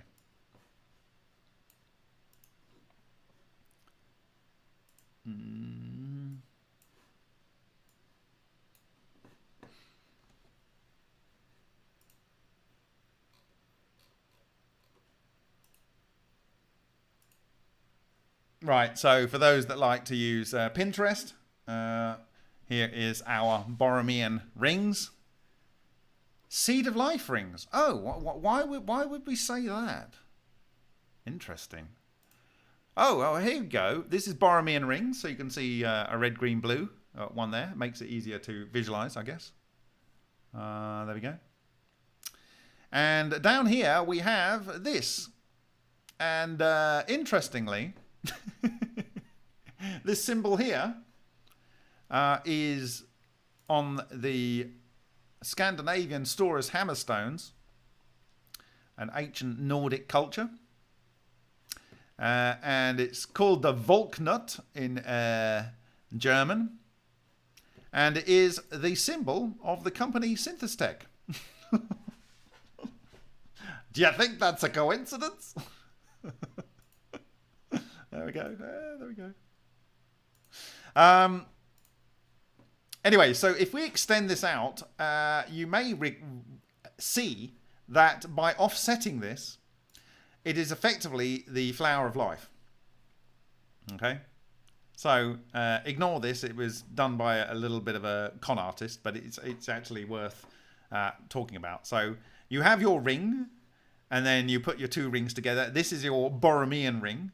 And if you then start offsetting and adding another ring to the, in fact, what you do is you kind of like, I think you rotate this through, what is it, 120 degrees, and then you add a ring to the side. You end up with this, and then if you add one down here, and you add one down here, and one down here, you get the flower of life. There we go. So the Boromian ring leads to the flower of life. For those that want to know, that is related to the Ra and so on. And it's in most of your cultures in various different ways. In the Indian, Greek and pagan, Christian, and pre-Islamic, and so on. The Boromian rings is the tripod of life. And it's named after the House of Borromeo, as 3 rings were symbol on their coat of arms since the 1400s. The rings can be found across many cultures, and it is their structure that makes them symbolically special. The rings are linked together in a way that makes them inseparable. If one ring is detached, then the other 2 links also separate from this bond. This shows the connection of strength and unity. And effectively, it is the Trinity. It is the Trinity, basically. Yeah.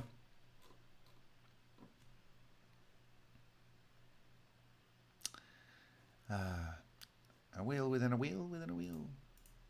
Okay. All right. I will go back to where I was. So why was I doing that? Well, it's probably relevant for this reason. Here, if I get it up.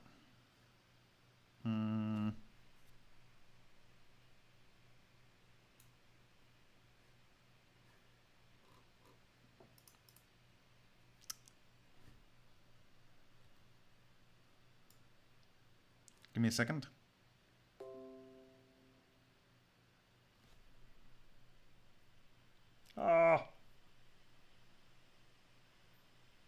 Sorry, I got Windows Update trying to do something. Okay, so this is from my Sochi presentation. And you might recall this slide And you have the Flower of Life on the Temple of Osiris in Abydos. And on the right here, you have the 3D version. Okay. And so you have your Boromian rings. And in between, you have the fleur-de-lis.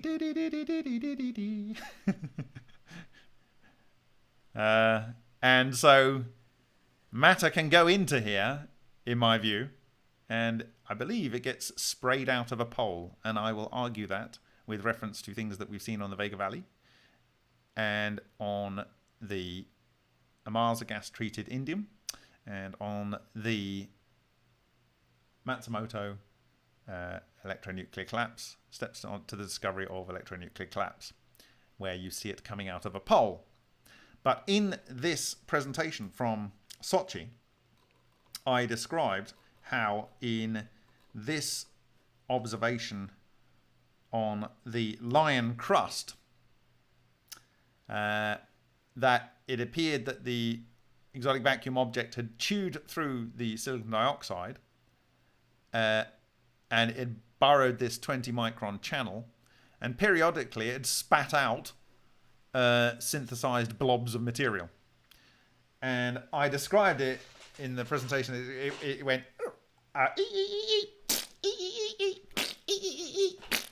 so it's kind of like it has this front which it consumes matter, and it throws stuff out of the back, and the stuff that it throws out of the back actually kind of propels the ball lightning coherent matter spherical structure forward. And you see this in the here, but you don't see it so clearly there.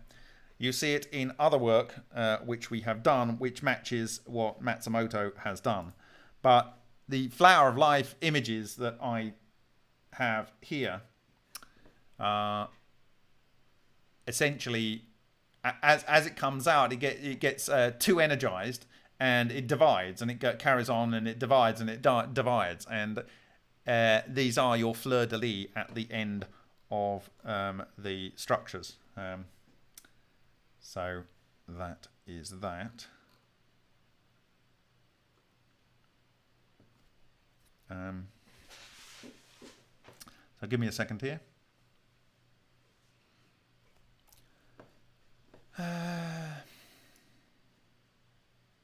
Now, how do we get these plasma loops to form these knots, these kind of knots like this one or this one or this one? This is my preferred candidate for the mesh over the ball lightning, because it has these structures that are facing in different directions. Okay. And if you imagine, and so what I would like, if Peter S. has the courage to do this, I would like to see if he can produce this structure or a parametric version of this structure where you can select the width of the flux loop and the area over which it will cover, and ideally if it could mesh onto a spherical structure or a toroidal structure, that would be absolutely awesome. If you can't do it, I will do it manually in 3D, and really needs to be done once actually. And then obviously the parametric nature of it would be really fantastic, because you could change the distance of this and the gaps in between them. But anyway, by doing this, you can then take this solid object and boolean it from a surface edge. And if this was a patch from an overall spherical structure, if you can imagine this eating into the material of the copper that we show in this image here. In fact, I'm going to pull up the images from the actual sample. So give me a second here. And I'm not seeing that. Why am I not seeing that? Give me a second. Okay, there we go. And I need to go to...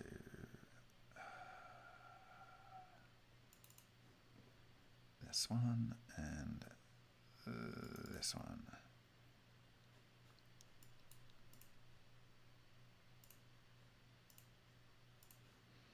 Okay, so what I'm talking about is this copper pipe here, which you have seen how it was put together, and you've seen videos this week of the experiment in action. And we looked at this area here on the ball lightning cut, and what we saw was this kind of structure here, which I'm going to blow up super big. And zooming into that, we get sort of this kind of thing. And you can see that this is kind of pointing up there, this is pointing over there, this is pointing towards us, this is pointing up, this is pointing at slightly maybe 30 degrees or 40 degrees from the plane of this one. This one is pointing nearly into the camera, but this is kind of not quite orthogonal to it. It's pointing like that. Maybe it's going over there. This one's pointing into the camera. So you can see this where, and the interesting thing is there are these scalloped sections in between, which are copper that is unaffected. Okay.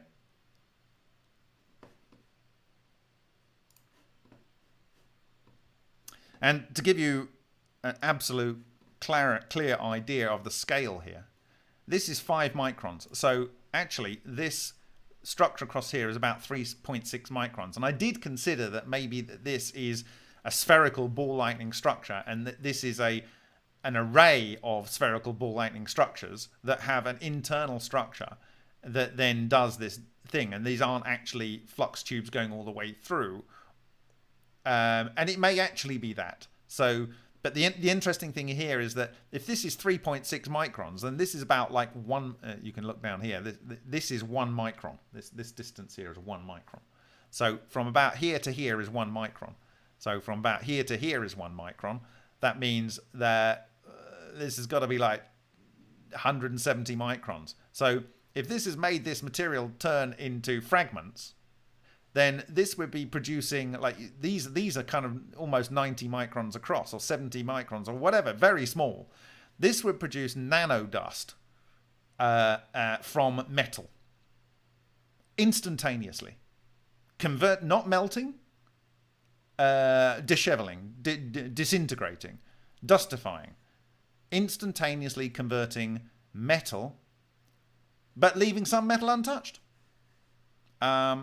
But of course, this is the interaction layer of the first bit of the coherent matter to interact with the copper. Okay. So how you get to something that's like this, with these things going at all different angles, I'm proposing possibly is these either a mesh of these Boromian links or these Maxwellian links, something like that. It's not this. I don't believe it, because you would actually see a big hole and it would look very different. I'm not saying that these structures don't get formed and they wouldn't leave a mark on the surface, but it would be a very different mark to the one that I believe that we are seeing here and we are seeing up close and personal here. Now, this would imply, one, either there's an internal structure to these flux loops, or that or that as it comes through the interface of the copper that's in place, this copper that's in place, if I can get it, oh dear, this copper that's in place, as it cuts through the surface, and you get this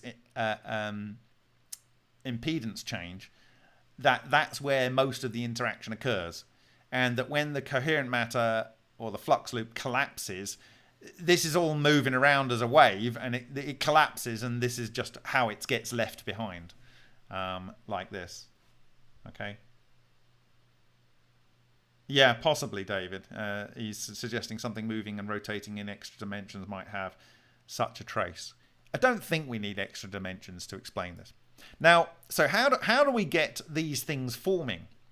Well, we've already got the answer. And I think we've already got the answer. And I'm glad Dave's joined us, because I think we've got the answer in the work that we've already shared from Vega Experiments. And so I refer to the presentation here of coherent matter wave beams. And this one. And of course, you've got these things that are in knots and going round each other. What I was referring to is things coming out of the backside. Is in the case of Matsumoto, if you look at the wide angle shot of this particular shot in his 1993 paper, there is a trail coming out of one side. And also in his book, he has this elements being synthesized and spewed out of a pole. Okay? And if you look at the HHO on carbon and the synthesized structures by Slobodan Stankovic, he also has this pole with this material, mostly carbon, coming out of the pole. Okay, and this is what we observed. Actually, I can show that now. I'm going to show that now, because this is what I'm talking about. This fleur de lis, this propelling along and then blowing up at the end. Flower of life.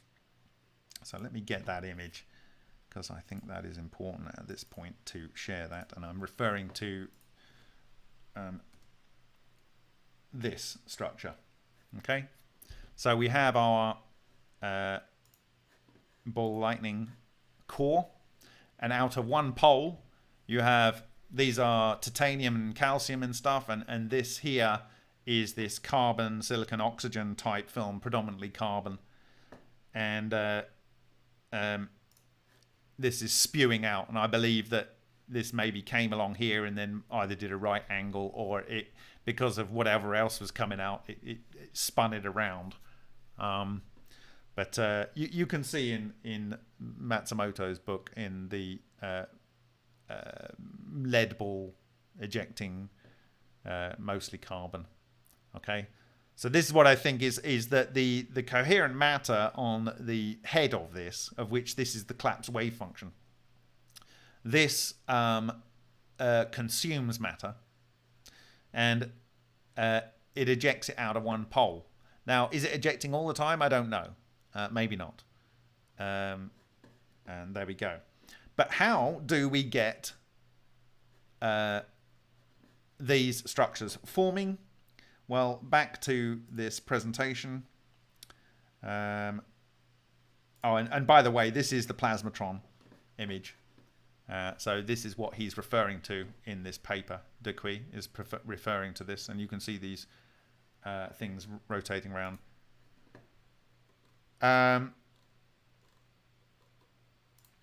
This is like one of the structures we saw earlier. These are orbiting structures. So how do we get them forming? Well, we can see that they interact with each other. Okay.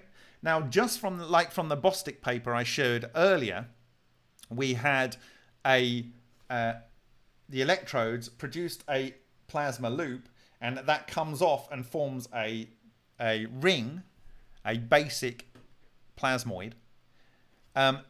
This structure is coming up here, and it sees this one, and it sees it here when it's over here, and it starts moving towards it, but it doesn't touch it. It orbits around it, and then this orbits around itself, and then as it's coming back the other way, it changes direction. And again, you've got this one, and it's knotting itself around this. And so you see this all the time with these things. Like this one's actually come up here, and for whatever reason, maybe it's bounced off the surface there in that case. But this is all in the free chamber. So with this one, and also with the other one that I rather like, which shows the extreme behavior that I talked about here, where you had three coming together and merging. They don't actually merge. The one here that comes round and round and round and round, the one that's coming out here orbits around it at a distance, and another one that's coming out here comes out and orbits around it at a distance. They do not merge. At this point, they're starting to get into sync with each other. This one's coming around, and this one comes into here. It's starting to come into sync. So you can imagine that this is in a large free area. But if this was all trapped in something, like brass plates like you've got here in the gap, and these things were being emitted, you can imagine that this desire to join and interact with each other, and this desire to orbit around each other, and this desire to form pairs, and this desire here to where is it? Down here. No, up here. God, I missed it now again. To kind of organize with each other and interact with each other, I believe that in a closed space, like you have in the gap in the Vega Valley here, in this closed gap and in this breeding ground, these things that are emitted and joining together will self-organize into meshes. And this, I think, is a proposed mesh.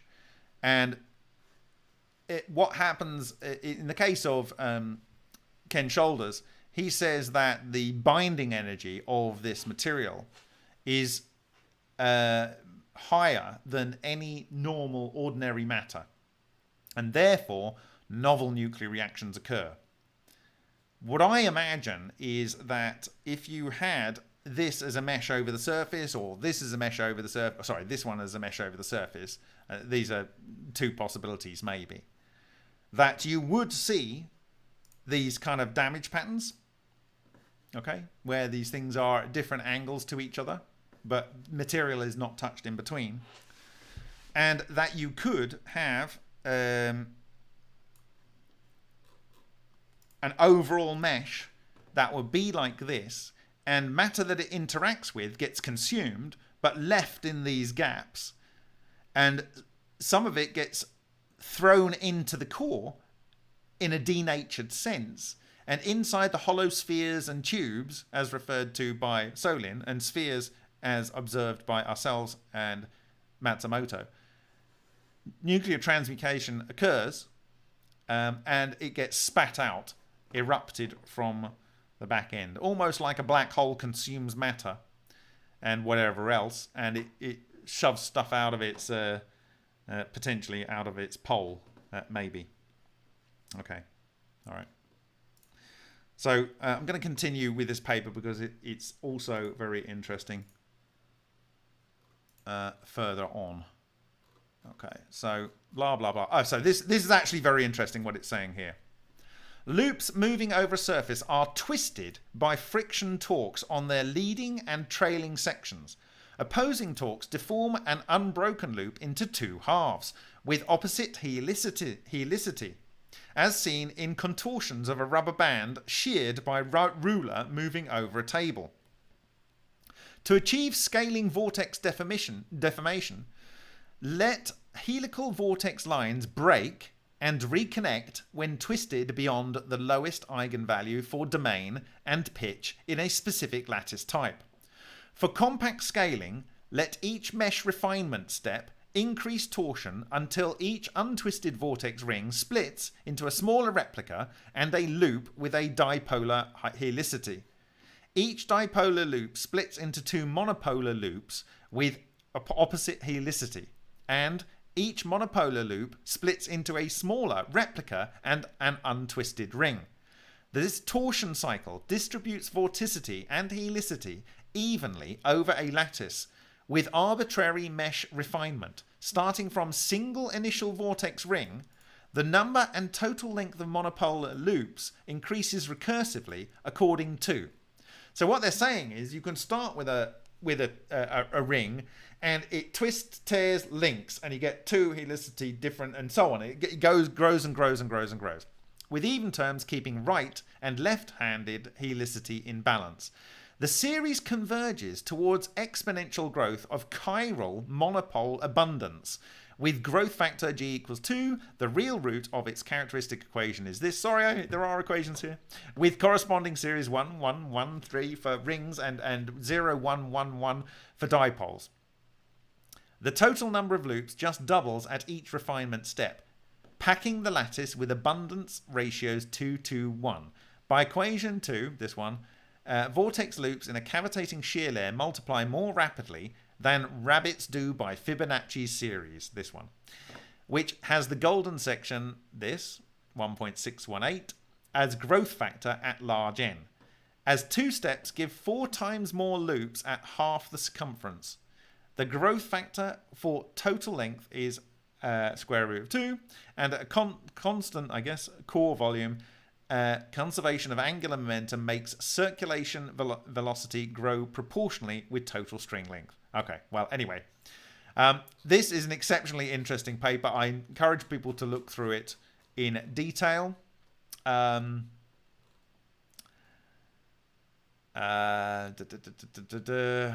There's so much beautiful stuff in here I'd like to go over, but I do need to get an early night because which is not early now, but I need to be on it's a 15-hour journey to Holland, and I need to buy the tickets, actually.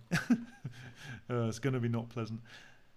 Self-confinement and self-organization. For derivation of thermodynamic state equations, linear scaling of circulation energy in string length in vortex plasma replaces quadratic energy impulse relation of ideal gas molecules. La la la la la la la la. Self-organization into a one vortex state. Da da da da.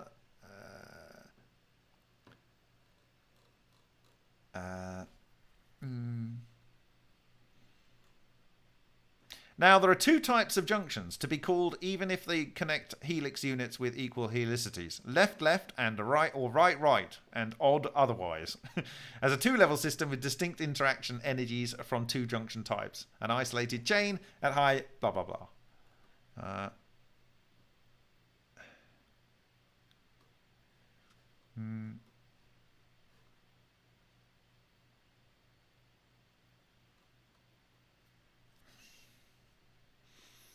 Oh dear, I wished I had a couple of extra hours to highlight what I wanted to talk about in here because there's so much. But I'll post the links after the presentation to get the access to the papers.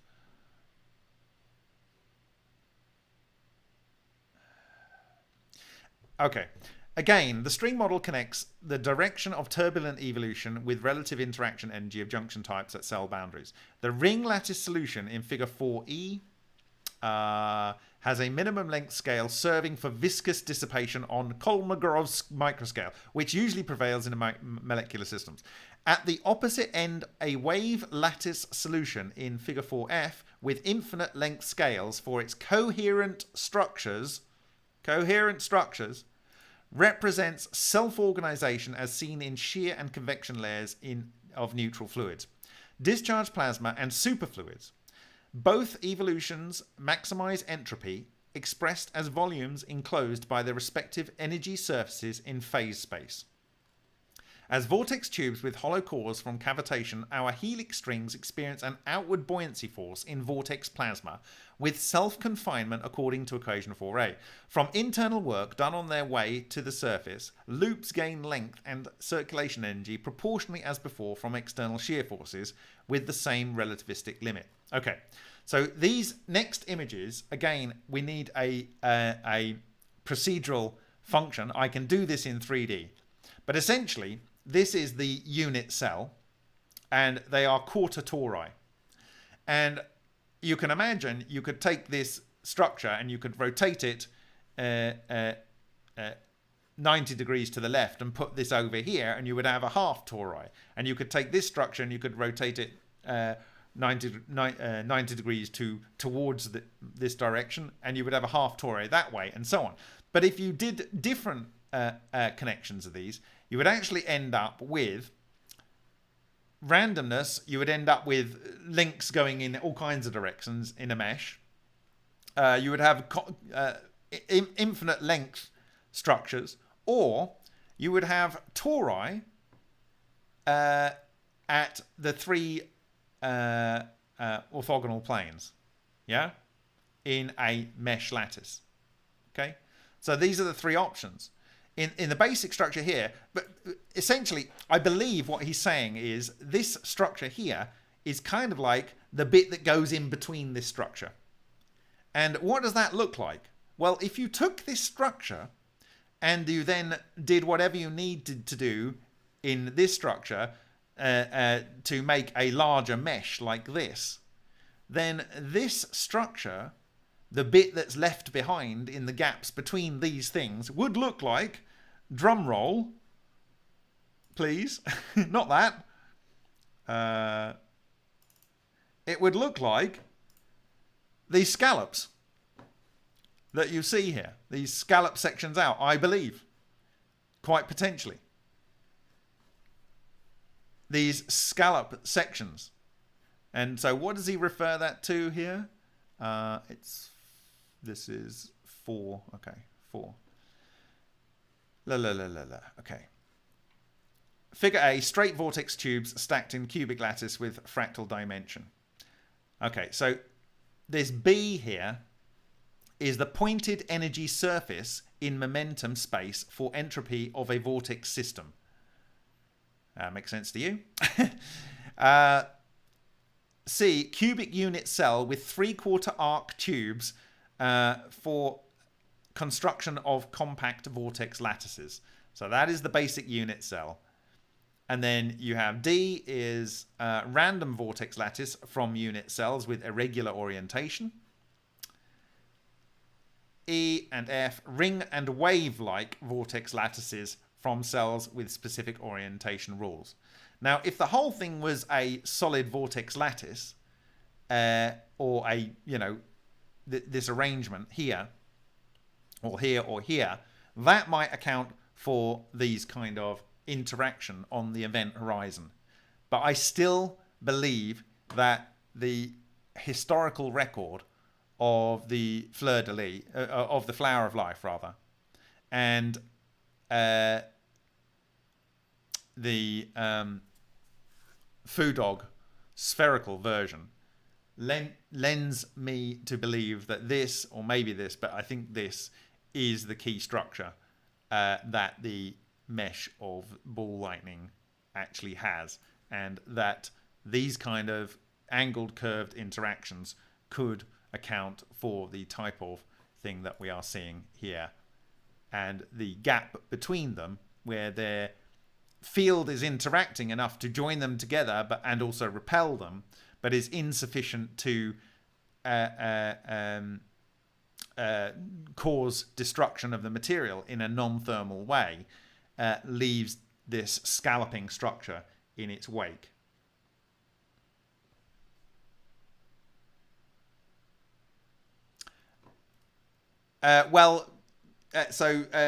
These wormy tubes doesn't seem correct to me. What I can say is we have these in, and this kind of interacting but not touching is my point, is when we see this coherent matter wave structures here. So if I show here these on the same page, these are interacting and bending around each other, but they are in a very large free space. There's no like bouncing off others or being forced to interact on a more confined level.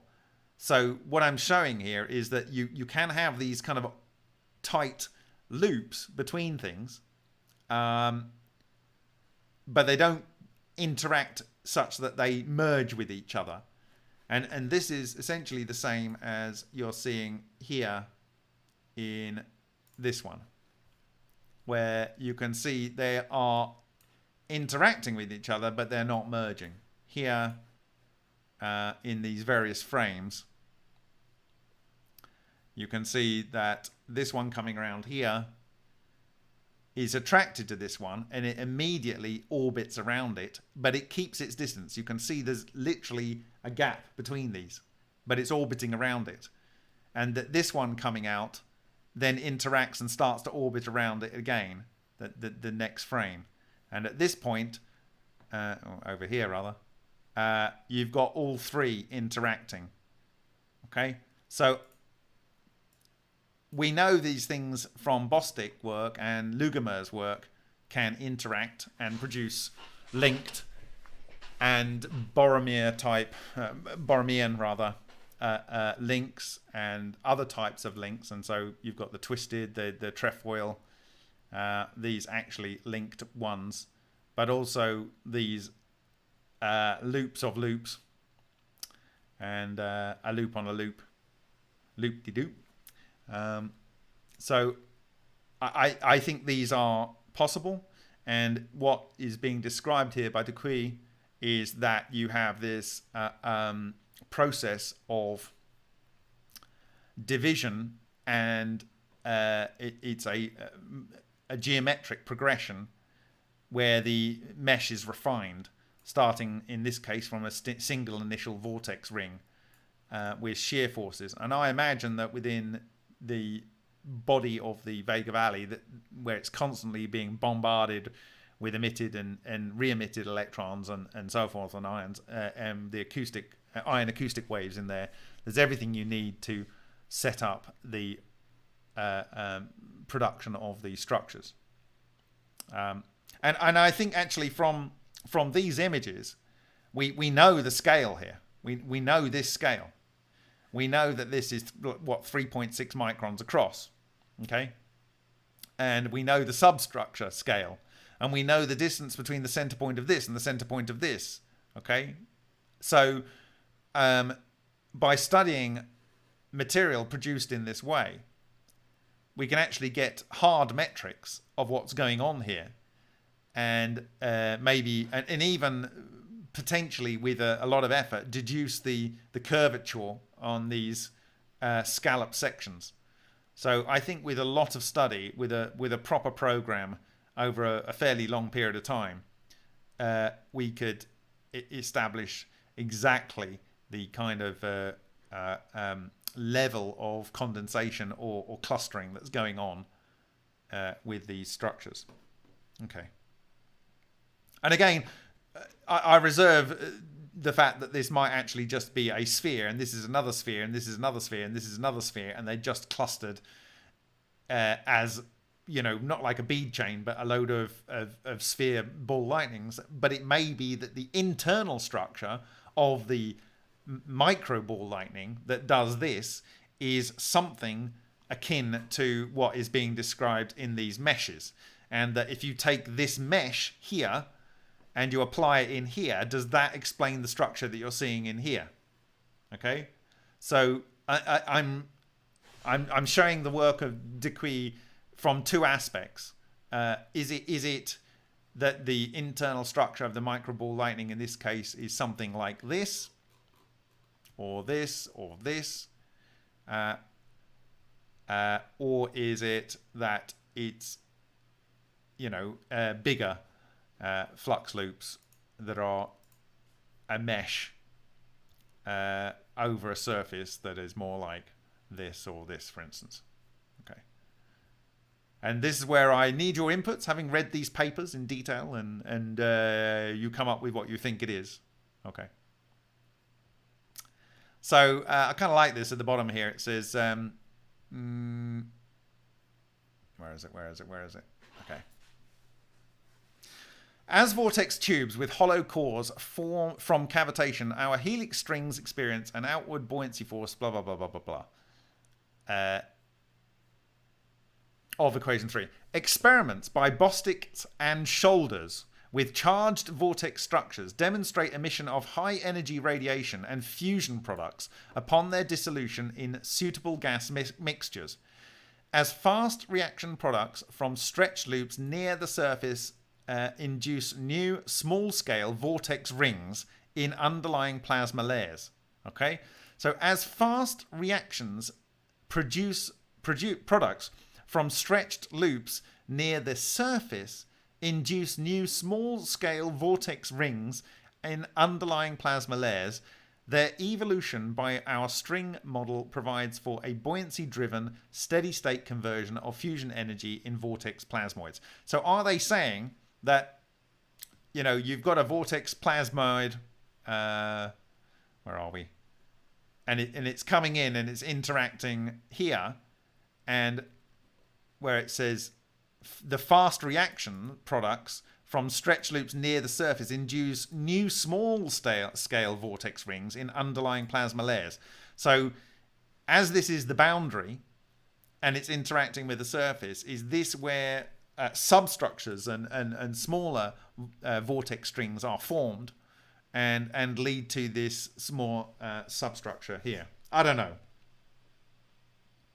I will provide a link to the papers in before I go to bed tonight. So you'll be able to have a look at it. Right, so is there anything else? There's so much I wanted to share, but I don't know. I think that's probably it. We'll read the conclusion here. So what we have in this one paper is we have Bichkov, we have Bostick and Shoulders here. So this is Shoulders looked at John Hutchison. And to try and explain John Hutchison, he looked at the work of Bostick. At the top, you have Anatoly Klimov. And Anatoly Klimov went and visited Shoulders, and Anatoly Klimov's work is based in part on the work of Bostick and Shoulders. So you can see how all these things kind of line up. And this is ball lightning, by the way. It's mentioned a number of times. Okay. Formation of long-lived plasma formations in air arises naturally from self-organizing vortex dynamics in sheared discharge plasma with significant exchange interaction between the conduction electrons. Their state diagram includes a triple point for thermodynamic equilibrium between non-ideal Fermi and ideal Bose systems in cool, dense discharge plasma. Surface tension from bosonic condensate lining hollow vortex tubes admits scaling mesh refinement of helical cavitation with circulation energy beyond the virial constraint set by ambient pressure. Ablation plasma from twisted band electrodes has helical field lines tied into loops, knots and braids amenable to uniform curvature and torsion as needed for bosonic ground state. A compact and scaling vortex deformation scenario for flat shear layers doubles string length and circulation energy at every second mesh refinement step.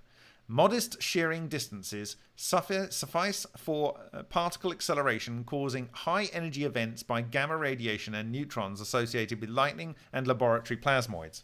A 2 + 2 centimeter double halo, as reported around some long-lived ball lightning events, signals steady-state fusion of atmospheric deuterium nuclei.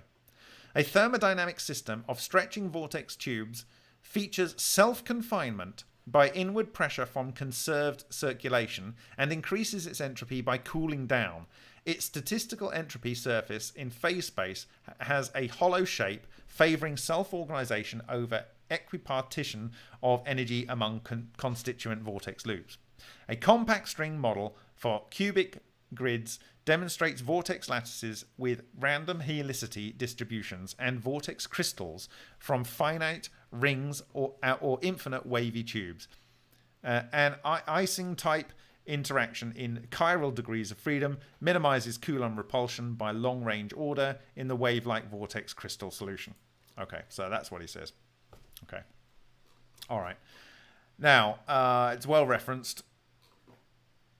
Okay, so in summary, we started with the work of Bostick, which was, I believe, based on Tesla. He's the person that's not mentioned in the room. By having relativistic discharges or high DIDT discharges that from deuterated titanium deuteride, producing these hollow vortex tubes, which he showed was hollow in the 1950s. And this is the structure that he suggests, and that these can form these twisted structures, which we have seen in our Vega experiments. And these can come together and merge, and this is a hypothesis for merging into this structure, and this can twist to form this structure, which is similar to the pretzel that we observed in the 225-day reactor of Alexander Parkhomov. And then they can also form a range of clustered toroidal structures and vortex pairs with different helicity. The Lugomer paper of 1996 discusses how these structures from what I would say is a laser version of the free electron laser of Solin system, produces these structures that can be effectively transformed into either a trefoil, a circle, or a knot, and that you can have clusters of these things.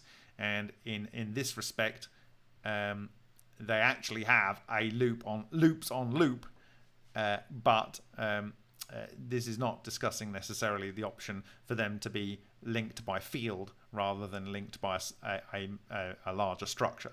And here's another one. And they can look very complex. And we've seen these kind of structures all over the Vega Valley Eastern Plateau. And then exploring this concepts further, but also talking about fusion and talking about electromagnetic knots and talking about how these things can interact in other ways. We looked at the work of Acc, and he refers this to very many people that we've referred to over the year. And we talked about Boromian rings, and we looked about how the Boromian ring here can be extended out into the fleur-de-lis, and that as the fleur-de-lis can end up in this structure, which I believe we have seen is the core of ball lightning, and we have seen it in this work here where we see it ejected and up close and personal here. This is the frozen coherent matter spherical structure, and this is its how should we put this, its bum and it ejects the so-called process material, let's put it like that, which has undergone electronuclear collapse. And then we looked at how these things could possibly be organized in various ways, and we've already observed these kind of self-organizing structures in the macro scale. And so you can imagine in a confined space where these things are being resonantly produced at a high degree of repetition rather than just pulsed events, you would end up with nicely regular structures. Okay, so that is it really for today. But I'm going to see if I can look at your questions, but I'm going to see if I can find something just to close this out because I think this is going to be what? If I can find it. So just bear with me.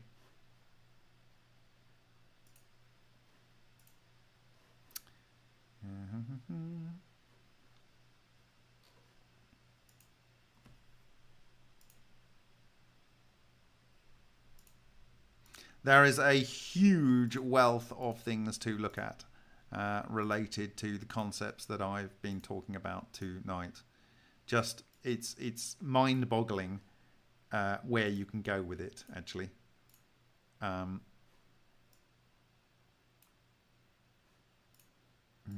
So I'm trying to find a money shot for you here. Maybe I actually included it in my notes. That would be sensible, wouldn't it, Bob? Or not? Did I not include it in my notes?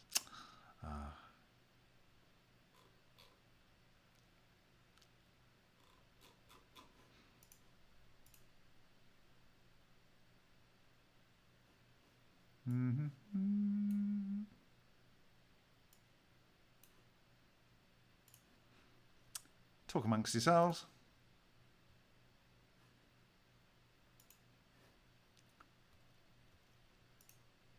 Oh dear, I don't know where I buried this. Sorry.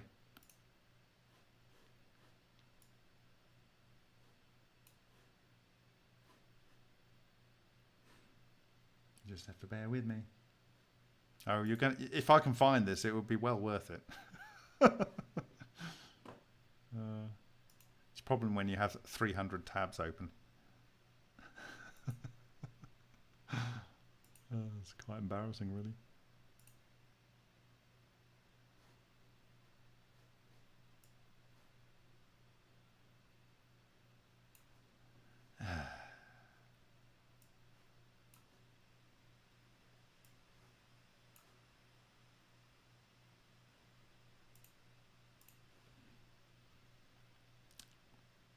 It is worth it when I find it. Assuming I do find it.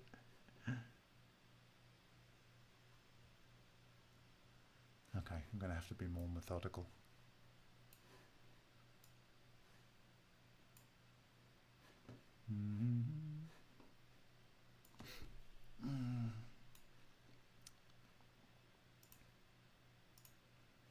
No, it's not that.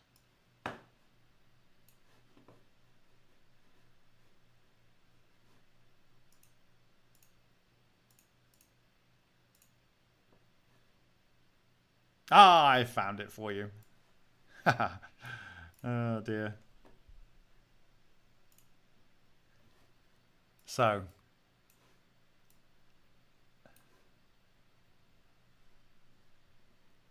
I think this is going to excite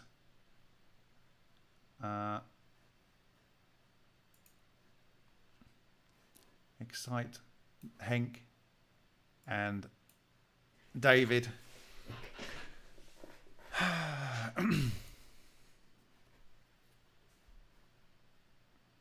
Oh no.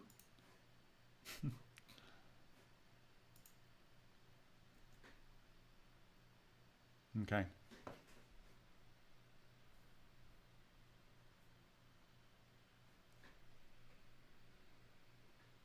You ready? This is Fireball Power Station Convectron. Assist to get small-scale nuclear fusion off the ground. Support promising route to a new form of sustainable energy. Participation possible with just €100. You become a co-owner. Right, well, this is Convectron experiments at Kema High Power Laboratory, Arnhem, the Netherlands, 1987. 1987, right? Look what we've got in the background there. Oh, that looks like a corona ring and probably Tesla coils and la la la la la. Okay. Who is this site for? Who made this site? Okay. Menu. What have we got? An outline explanation. Ooh. The convection viable power station. New sustainable energy source. Are you so concerned about the energy supply of the future? Are you a proponent of sustainable energy generation? La la la. Nuclear fusion, the clean version. But it isn't nuclear energy dangerous? Well, yes and no. It so happens. Blah, blah, blah. The fluid, blah, blah, blah, blah, blah. So far, energy, nuclear fusion made a little progress, blah, blah, blah, blah. Natural fireball is an alternative. Oh, I've seen this picture before somewhere. But fortunately, Convectron can offer an alternative. Small scale and delivered by nature. On lightning discharge, sometimes a fireball occurs. The ball lightning. A hitherto unexplained natural phenomenon. A sphere floating through the air. A few seconds lifetime, constant size and luminosity, and without thermal radiation. When all energy has been radiated away, the sphere disappears. This natural phenomenon opens up a promising new route to nuclear fusion as a sustainable energy source.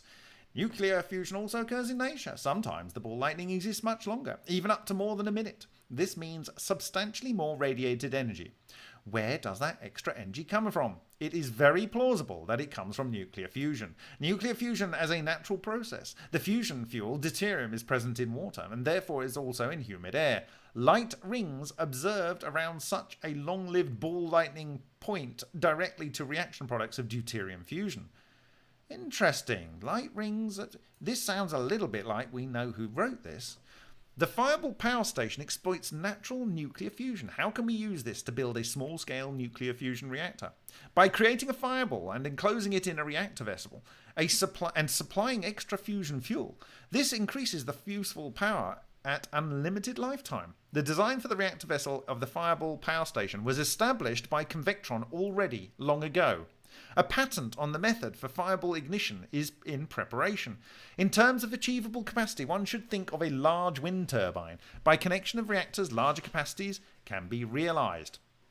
Scientific lead of convectron. At the base of this idea are observations in nature and a very solid physics model of the phenomenon, with advanced mathematical solutions by which the fireball is freed of its mystery, and that explains in detail the mechanism of the fusion process in the ball. Recent tests at various renowned institutes move in the same direction: Russia, Germany, USA. However, convectron is still a few steps ahead. It is therefore high time for action to release this innovation, which was developed in the Netherlands and has world potential. Look at that. These are... I've seen this before, this exact image. I've seen this in the Bichkov paper. From 2010 that was co-written with Duquy. The fireball works as a small particle accelerator. The fusion process in the fireball works differently than in complex installations that already have been worked on for so long. Not by high temperature, but because many microscopic vortices act as particle accelerators. As with large-scale nuclear fusion, there is no absolute guarantee that this will succeed, but a great advantage of the convectron approach is that the process and the reactor are considerably simpler in design. The detailed project plan of convectron indicates that a working prototype can be realized within 4 years. Oh my god, when was this website? This is considerably faster than large-scale nuclear fusion project and significantly lower cost. It will change the world. We need your support. Okay, all right. So, acknowledgements and credits. Okay, so what are we looking at here? High Power Laboratory, 6th of July, 1987. Guess the stock photo. Energy source. DT fusion. What am I looking at here? I don't see where.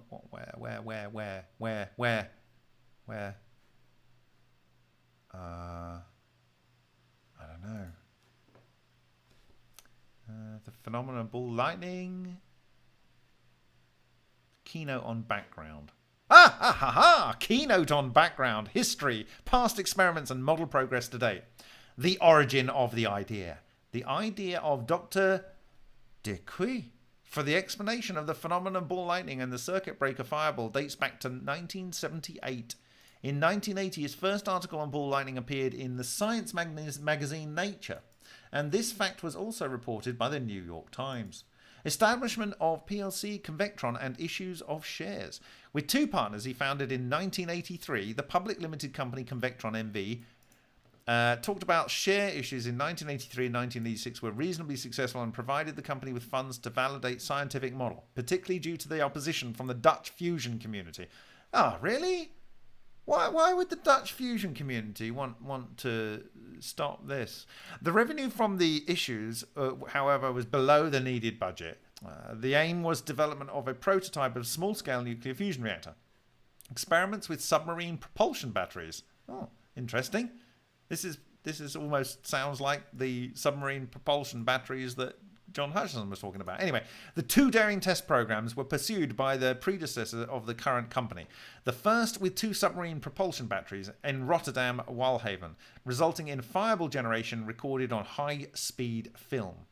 Breakdown tests at Kema High Power Lab. Subsequently, tests were carried out at the Kema High Power Laboratory in Arnhem, the Netherlands, under high-voltage breakdown conditions in rapid gas flow mixed with fuel for the fusion process.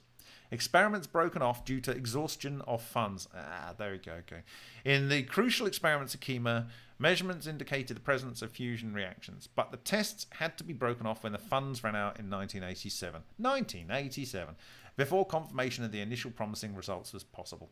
Substantial advancements of scientific underpinning. Meanwhile, the model has gained substantial further rigor and broadened its scientific basis. As well, a new third ignition method has been identified. These facts motivate fresh efforts to demonstrate a small-scale fusion reactor as a viable technology. Well, it didn't happen. But this implies that this was last updated in 2019 before, I don't know, something happened around the world that got everyone talking about nonsense. So there's a good chance that Mr. Dupuy is available for a discussion. And it turns out that he is, like I say, about 12 minutes ride from where I will be with Hink. And so we're going to try and reach out to him and see where he is with his thinking. But I would like his direct opinion on what I have shared tonight with regard to the Vega Valley ball lightning cut. I think it would be very interesting to see this, and seeing as we saw the same kind of thing in the 10 yen coin exposed to a Mars gas, and the same kind of thing in the ball burn sample from John Hutchison and the knee sample from John Hutchison, I think he would be very, very interested to see those various things. So with that, yes, David, let's get in touch with him. I did reach out to him last week, but I've had no answer back. But there is an address on the website, and I will just see if I can do it guerrilla style with Henk, and we turn up. And he obviously speaks good English. He's worked with all of the luminaries in the field. And I think that we're in a good position in terms of our understanding of how to create the ball lightning in a much simpler resonance system rather than the system kind of thing that he was talking about, where it's looking for these abrupt discharges. I think resonance is definitely the way to go, and then confinement in other ways. So I'm going to have a look through here and see what you got. CERN and magnetic confinement ball lightning. Okay, well, there's kind of like you kind of need to feed it and keep it fed and keep it strapped to an umbilical, and so I will talk through this. Thank you D2 105K. I appreciate any help there. That would be useful. I'm going to buy the ticket after I've posted the links to these papers, and I encourage everyone to read again these 3 papers and look at them in context with the materials that we have shared in recent months and in even years. Can we just use the sub-nuke engines on land? Boggles my mind. Help. Yes. The thing is that, as I understand it, the nuke engines on submarines, they use much higher. What do you call it? Purity uranium. Because when you've got uranium fuel for a nuclear reactor, typically the uranium is just 5%, and it stops working when it goes down to 3%, which is why you need to send it back for reprocessing. It means it limits the plutonium production. It means it becomes useless, but it's still got useful amounts of uranium in there. It means that the plutonium can be extracted by the people that control the fuel cycle, But I think the fuel in a reactor in a nuclear sub has much higher amounts of uranium. So I remember the submarine batteries being used to make ball lightning in the news back then. Yes, this is it. And John Hudson talks about how when they flip the trip switch, or the switch sometimes on these sub batteries, they would actually have so like spanners or whatever literally disappear. They would be there and then they wouldn't. They would disappear.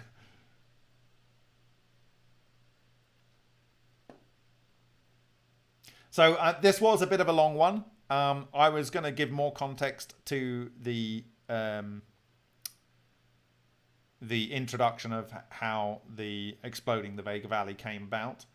I think that this is going to provide incredible context in the technical book, and also these beautiful images of the cut line on the Vega Valley, the exploded Vega Valley copper pipe here.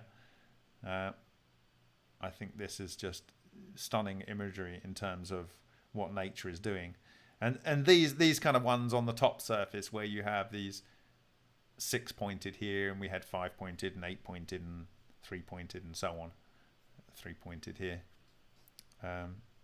all really important structures. So, and like I say, it may just be these things that are eating into this, but we know that that is the cut line. That is the cut line that the ball lightning went through. And in fact, on the video that I shared of the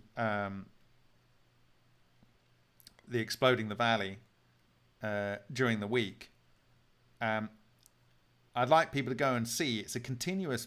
There's several clips that have been joined together. Actually, that that Henk took over 3 days, and so these are a number of separate experiments linked together. However, in the continuous video, which looks a bit like this, you can see that the tubes are fully intact here. But there's one point where the camera is showing nothing, and then a plasma ball forms in this point here. And unfortunately, the Henk accidentally moves the camera away, so it masks this off. But when it comes back, like a second or two later, there's a section taken out of the copper pipe, and you can see through to the inside.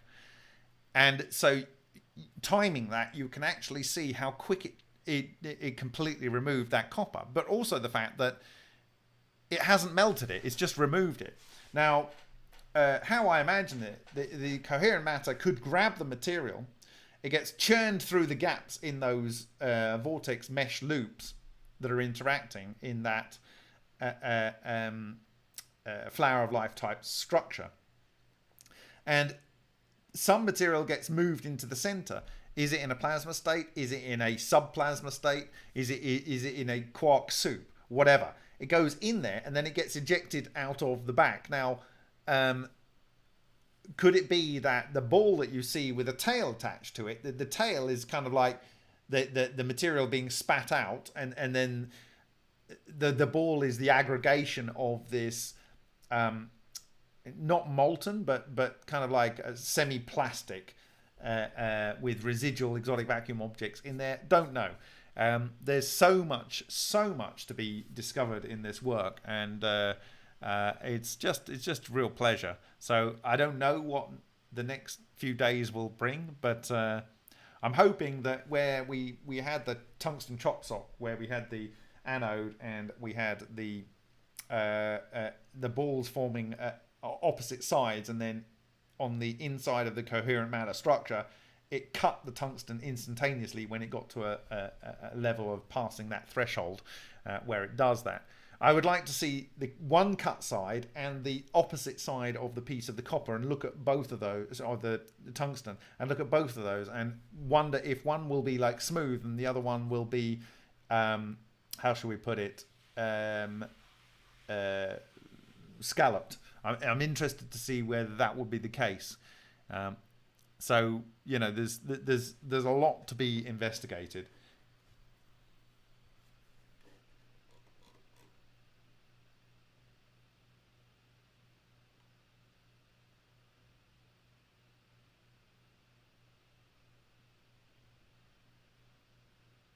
So hi Emma Hemmett, hi Ken, and hi Harry.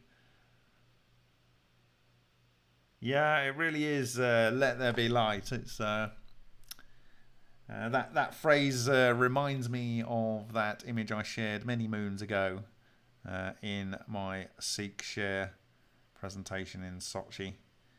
The same one where I shared what I believed was the flower of life, which was the structure of ball lightning. In fact, did I share it then? No, I shared it before then. It's actually a slide from O'Day. Let's pull that up. I'll just actually show it. This is actually the O'Day presentation. Okay. Oh dear. Shall I share that slide? I've not shared slide 51. Shall I give you another bonus tonight? Okay. I've shared slide 50 before. It's actually was in the 2016 presentation, long before I realised where we are now. So this is the Order of Electrical Engineers from the 1880s in the UK, and for some reason they chose the Maltese cross, and at the bottom it said, "Out of darkness cometh light." Of course, the light bulb was one of the first applications for electricity, so there might not be anything too suspicious there, but of course it sounds something biblical, doesn't it? And I wanted to know why they chose the Maltese cross. I had no real understanding of it, other than the fact that it was on the Nazi flag in the top left-hand corner, and it was on the aircraft, and it was on the Maltese cross was used on the Knights Templars shields as they tried to look for the Holy Grail. And of course, I argue that this is the Holy Grail, the occult technology, the hidden technology. And so I wanted to know what this meant, and one of the earliest references I could find was this, which is this Sumerian god stele from northern Iraq, and in the center you have a Ra, which is the focal point and the symbol here. And according to the bump that came with this, the symbol means the symbol of God-controlled power. That's the Maltese cross. So that's what he's holding around his neck. Of course, he has these chrysanthemum, or rather, shall I say, Tauri structures around various symbology. But it was much later when I found and derived the fractal quantized structure that came to 48, and I didn't realize that D4D forces the 48 divisions. But anyway, I recalled this from my 2016 presentation, and I kind of like found this slide, and I counted the fact that there was 12 on a quarter rotation, and that makes 48. And so I wanted to find out what that meant, and what does this symbol mean. And it turns out that it is the flying disc of the sky gods, and this to the right is the headdress of the sky gods. So I thought that was interesting, that this thing that potentially has an ability to shield the effect of gravity is this 48 structure. And so it seems to be this 12, 24, 48 sort of divisions that seem to be important. And of course you've got 12 hours in the day, but so I'm gonna share slide 51. So here we go. This is another slide from early 2018 from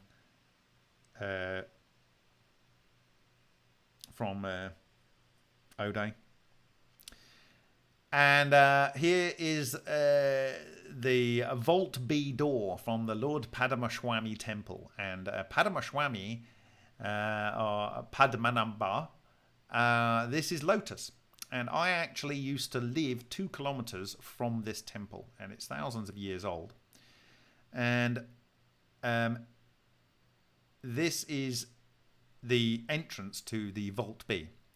And apparently it's got untold treasures in there, but there's no means of opening the door, and you need to be a yogi of such a pious level that you have gone beyond the ability to interact with normal human beings. But you will be able to sing a mantra that is able to resonate with the structure of this door in a very specific way, and it will just open and reveal the treasures beyond. This temple was the last thing to be handed over to the British as they were organising the breakup and formation of what was Greater India, which was Pakistan and Bangladesh and India. But in India then, it was the last state and the last part of the state, Travancore, that was handed over to the collective that became India. And the King of Travancore said, look, you can have the state, but you can't have the Padmaswami temple and the contents in there. It belongs to the god. And so to this day, the contents of the temple are the property of God. And there is a belief that if this door is opened, there will be an earth-wide cataclysm. And so my understanding is it hasn't been opened. The interesting thing is that it has this incredible sculpture on it, where you have this vortex sucking up people, and the people are being moved around as if there is no gravity. They're like almost caught in a tornado type thing. But you can see the figures are bent in different angles. They are essentially ascending. They are ascending to the heavens. And what you see actually are various lotus. You've got lotus from the top view here, and you've got the lotus in the terms of the fleur-de-lis here. Okay, you have the 12 spots around the outside, and here you have the 12 spots. Now on this slide, I have several other structures. So this is the lotus here. This is the lotus from the top, and so it is lotus, and this is effectively the kind of like the fleur-de-lis in its own right. What you have on the right here is the coinage of the Bosnian king Dvorko the First. It's a gold coin from the 14th century. So this is about the same time where you had this Boromian links. And around it you have these 12 points where these scallops, okay, and you have the point of focus and the fleur-de-lis, okay, as we've seen in the magnetic structures and the so forth in various technologies. And so this is slide 51. And the fleur-de-lis comes out of Samaria and is directly related to Tree of Life. And you can see, by the way, in Bosnia, they apparently have the world's biggest pyramid. And they dug underneath it and they found all these rune-covered stones, which apparently have some sort of energetic field around them. And the water interacts with those in some way. Anyway, this is all very, my little bit of crazy. A little bit of crazy for Sunday night for you, Monday morning for those of you in Europe. And you can also see that not only does it have this structure which we have replicated in the lab here with the core of the ball structure, ball lightning, the fleur-de-lis pointing in. It also has the fleur-de-lis with the ring here on it, but it also has the Maltese cross at the top. Okay, so you have several of the key symbols of power here, of God-controlled power. Okay, fleur-de-lis all over the shield, fleur-de-lis, fleur-de-lis, fleur-de-lis around the 12 cardinal points, and so forth. So the amount of power, knowledge of symbols of power in this one coin is quite extraordinary. And the fact that this could be thousands of years old and has the same 12 points around it and the same, you know, fleur-de-lis here, and this relationship to, you know, you got the snakes and the left and the right snake. I mean, it's, you could go over and over, and the fact that this is sound controlled and this implication of some sort of anti-gravity effect causing the ascension of humanity. It's all a little bit weird to me. Anyway, what happened was actually in the, I think it was the first couple of years I was there, they got permission to open some of the other vaults, not Vault B. And they found the equivalent, I think it was, of like 70 billion in weight of gold and uncut gems, spanning all the way back to pre-Christ Roman era. I mean, they had like I think a 7-meter gold statue and things that weighed like tons or something. in artifact value, because of its historical nature, it was valued at something like 0.75 of a trillion, up to 0.75 of a trillion. And that's without looking at what was in Vault B. In fact, it is probably the single biggest treasure haul in history. You can understand why the king of Travancore did not want the contents of the temple being part of the Indian state. And it was interesting, actually, because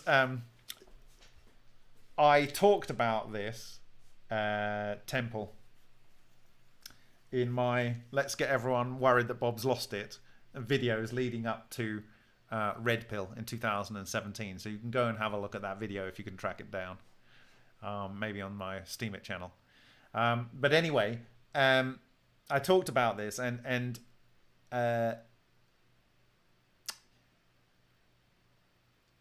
it's a bit spiritual. The weird thing was, when I first went to Kerala and I visited this temple, it was guarded by two weedy guys in what they call a dhoti. And essentially a dhoti is it's like a tea towel that goes around your waist. And that's it. They didn't even have underwear on. And after they started finding these tens of billions worth, hundreds of billions of treasures spanning several dynastic periods from China and in Africa and so on, and this incredible treasure, they built an army base in the temple. Actually an army base. or police, like a whole police, whatever. It's just, and they had lasers and stuff and so on. And I've talked about how when they went into one of the other vaults here, I was talking to my friend about who knew people at the temple, because he's Hindu and you're only allowed to go in if you're Hindu. But he knew some people at the temple, and I've spoken about this story before. The temple was the highest structure in Kerala for, I think, many hundreds of years, if not at least 1,000 years. And on the top, it's got like 7 lightning conductors, a bit like the Jewish candelabras, and just the fact that it's got 7. I think it's 7 anyway. Is it 7 or 9? I don't know. Anyway, it's got 7 on the top, evenly spaced. And Kerala, as I've spoken before, has this immense deposits of monazite, which emit alpha, beta, gamma, and that is the basis for the sand that I have, which I must remember to take to Hanks, wherever it is. Let me note that down. Sand to Hanks. I'm glad I thought about that. Just give me a second.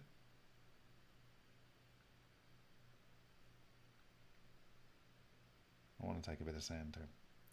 Okay, it's going to contaminate his tank, but anyway. That would produce a lot of ionized air, a lot of static electricity, a lot of charge clusters. And it is almost absurd the amount of lightning you get in Kerala. And so, as we know, lightning has at the front of every feeler, and when they split, 2 of them, and when they split again, multiple of them, a ball lightning. And so this is the coherent matter structure. And so it go into these, you can imagine it goes into these collectors.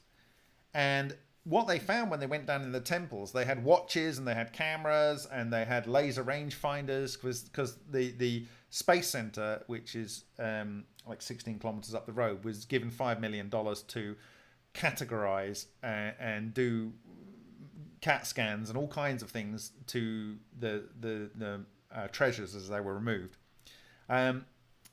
They went in and absolutely none of their equipment worked. They would pull it out of the vault and it would work. They would go down into the vault with their cameras, whatever it was, whatever instrument, anything that had a semiconductor in it, it just wouldn't work. And so they didn't know what was going on. And what they did notice around the room was this metal ring going around the room. And for whatever reason, this is what my friend said, they cut the metal ring, and then absolutely everything started working. Like, nothing electronic worked in there, and then they cut the ring, and everything started working. And for whatever reason, my belief is that the vaults were designed as a charging station for exotic vacuum objects, which, according to Ken Shoulders, can live indefinitely in metals. And I believe gold is able to store them easiest. Why do I say that?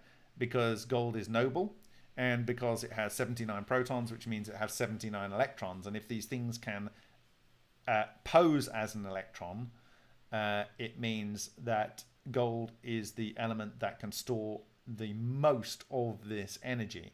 And it'll look like a piece of gold. It won't weigh basically anything different to a piece of gold, but it will actually have unimaginable amounts of energy in it that if you knew how to access it and trigger it, it just unbelievably frightening weapon, or something that can allow you to teleport or allow you to go faster than light or whatever. So this is my little bit of crazy. I've got double helpings of crazy tonight.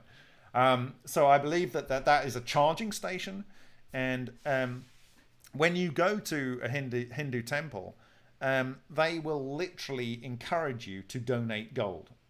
Not donate anything. It's basically gold. Gold is the thing that they want, and then when the gold is donated, these temple vaults in the Padmaswami temple, Padmanabha, they just had like a hole, and they would put all of the donation gold in a bucket, and they lower it down in the vault. There's no way to get in there, and it's like literally like you can imagine a heap of gold with a dragon on top of it. It's literally like that. It's like a dragon on a pile of gold. It's just literally, it's like a mound of gold like you see in Alibaba's cave. That's how you can imagine this thing. And they would like have a mechanism to tip the bucket, and it would just, the things would just get thrown in there onto the heap, added onto the heap. It was literally a pile of gold. Yeah, so it's a battery. It's a battery.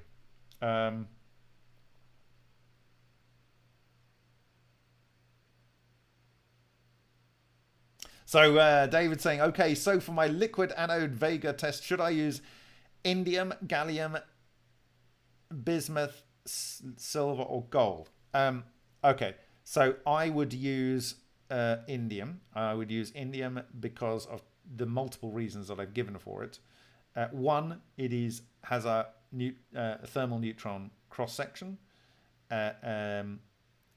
It is mostly a beta emitter, and so you will be able to get secondary emissions or observable emissions from it, but I don't think the fact that it emits beta and it would cause a cascade, I think you would get what we observed where you get transmutation. So yeah, I would use indium. Indium's obviously not liquid until you get to 156.6 I think degrees centigrade. You're easily going to be able to achieve that in your anode. Obviously you have to arrange it. I would use nickel or iron for the crucible, because you want the magnetic structure there to aggregate the clusters. Yeah, the liquid anode like Solin is, well, he didn't use liquid, he used zirconium preferably, and that has a beta isotope, and I think that's why it's important more than the others. And it's rare isotope, but I think that's why it is more reactive. But he also used molybdenum and tungsten, stuff like that.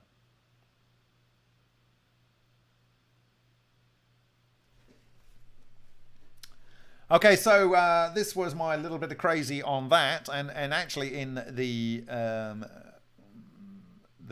presentation, Ode, that actually went on to the Tree of Life slide, and you can see here in this Sumerian, or this Phrygian panel, closely following the Sumerian Tree of Life, you have the tree coming up, and at the end of these things you have the fleur-de-lis at the end here. And I believe that's what you're seeing here in the shoulders and the lion and this Moscow Nuclear Physics Institute. And actually what this is the wall of a tokamak. And this is tungsten that supposedly is able to protect the wall of the tokamak. But of course, when the exotic vacuum object hit it, they call it a unipolar arc. What's a unipolar arc? It's one of these. And you can see it's breaking out into 5 fronds, and the fronds come up and they consume matter and they go out. And I believe that if they gave us the analysis of this, it would be rich in carbon. Just like I believe this is rich in carbon. There we go. And of course, life needs carbon. In fact, it would be rich in carbon and oxygen and so forth.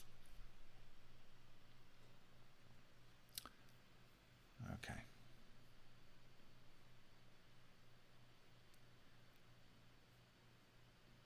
So this was a Vega Event Horizon.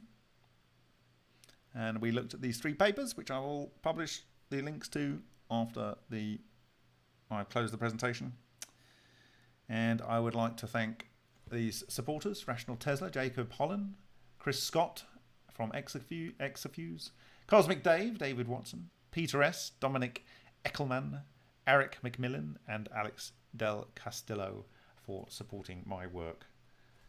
And I'd also like to thank particularly Hank for sharing his materials with me so that I could study them, for taking some of my ideas seriously, and also the work of David Bitzlier, without which we wouldn't have the deep understanding of how these things interact, and therefore give some plausible understanding to how these things could form these mesh-like structures that we see potentially as causing the decay of matter.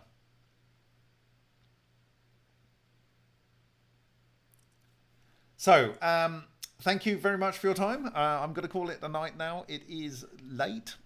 It is too late, 1:49. So thank you very much for your time. Thank you also to Stephen Halls, who's helped a lot. And I will see you in the next video. So, bonne nuit, buena sera, dobro noc, good night.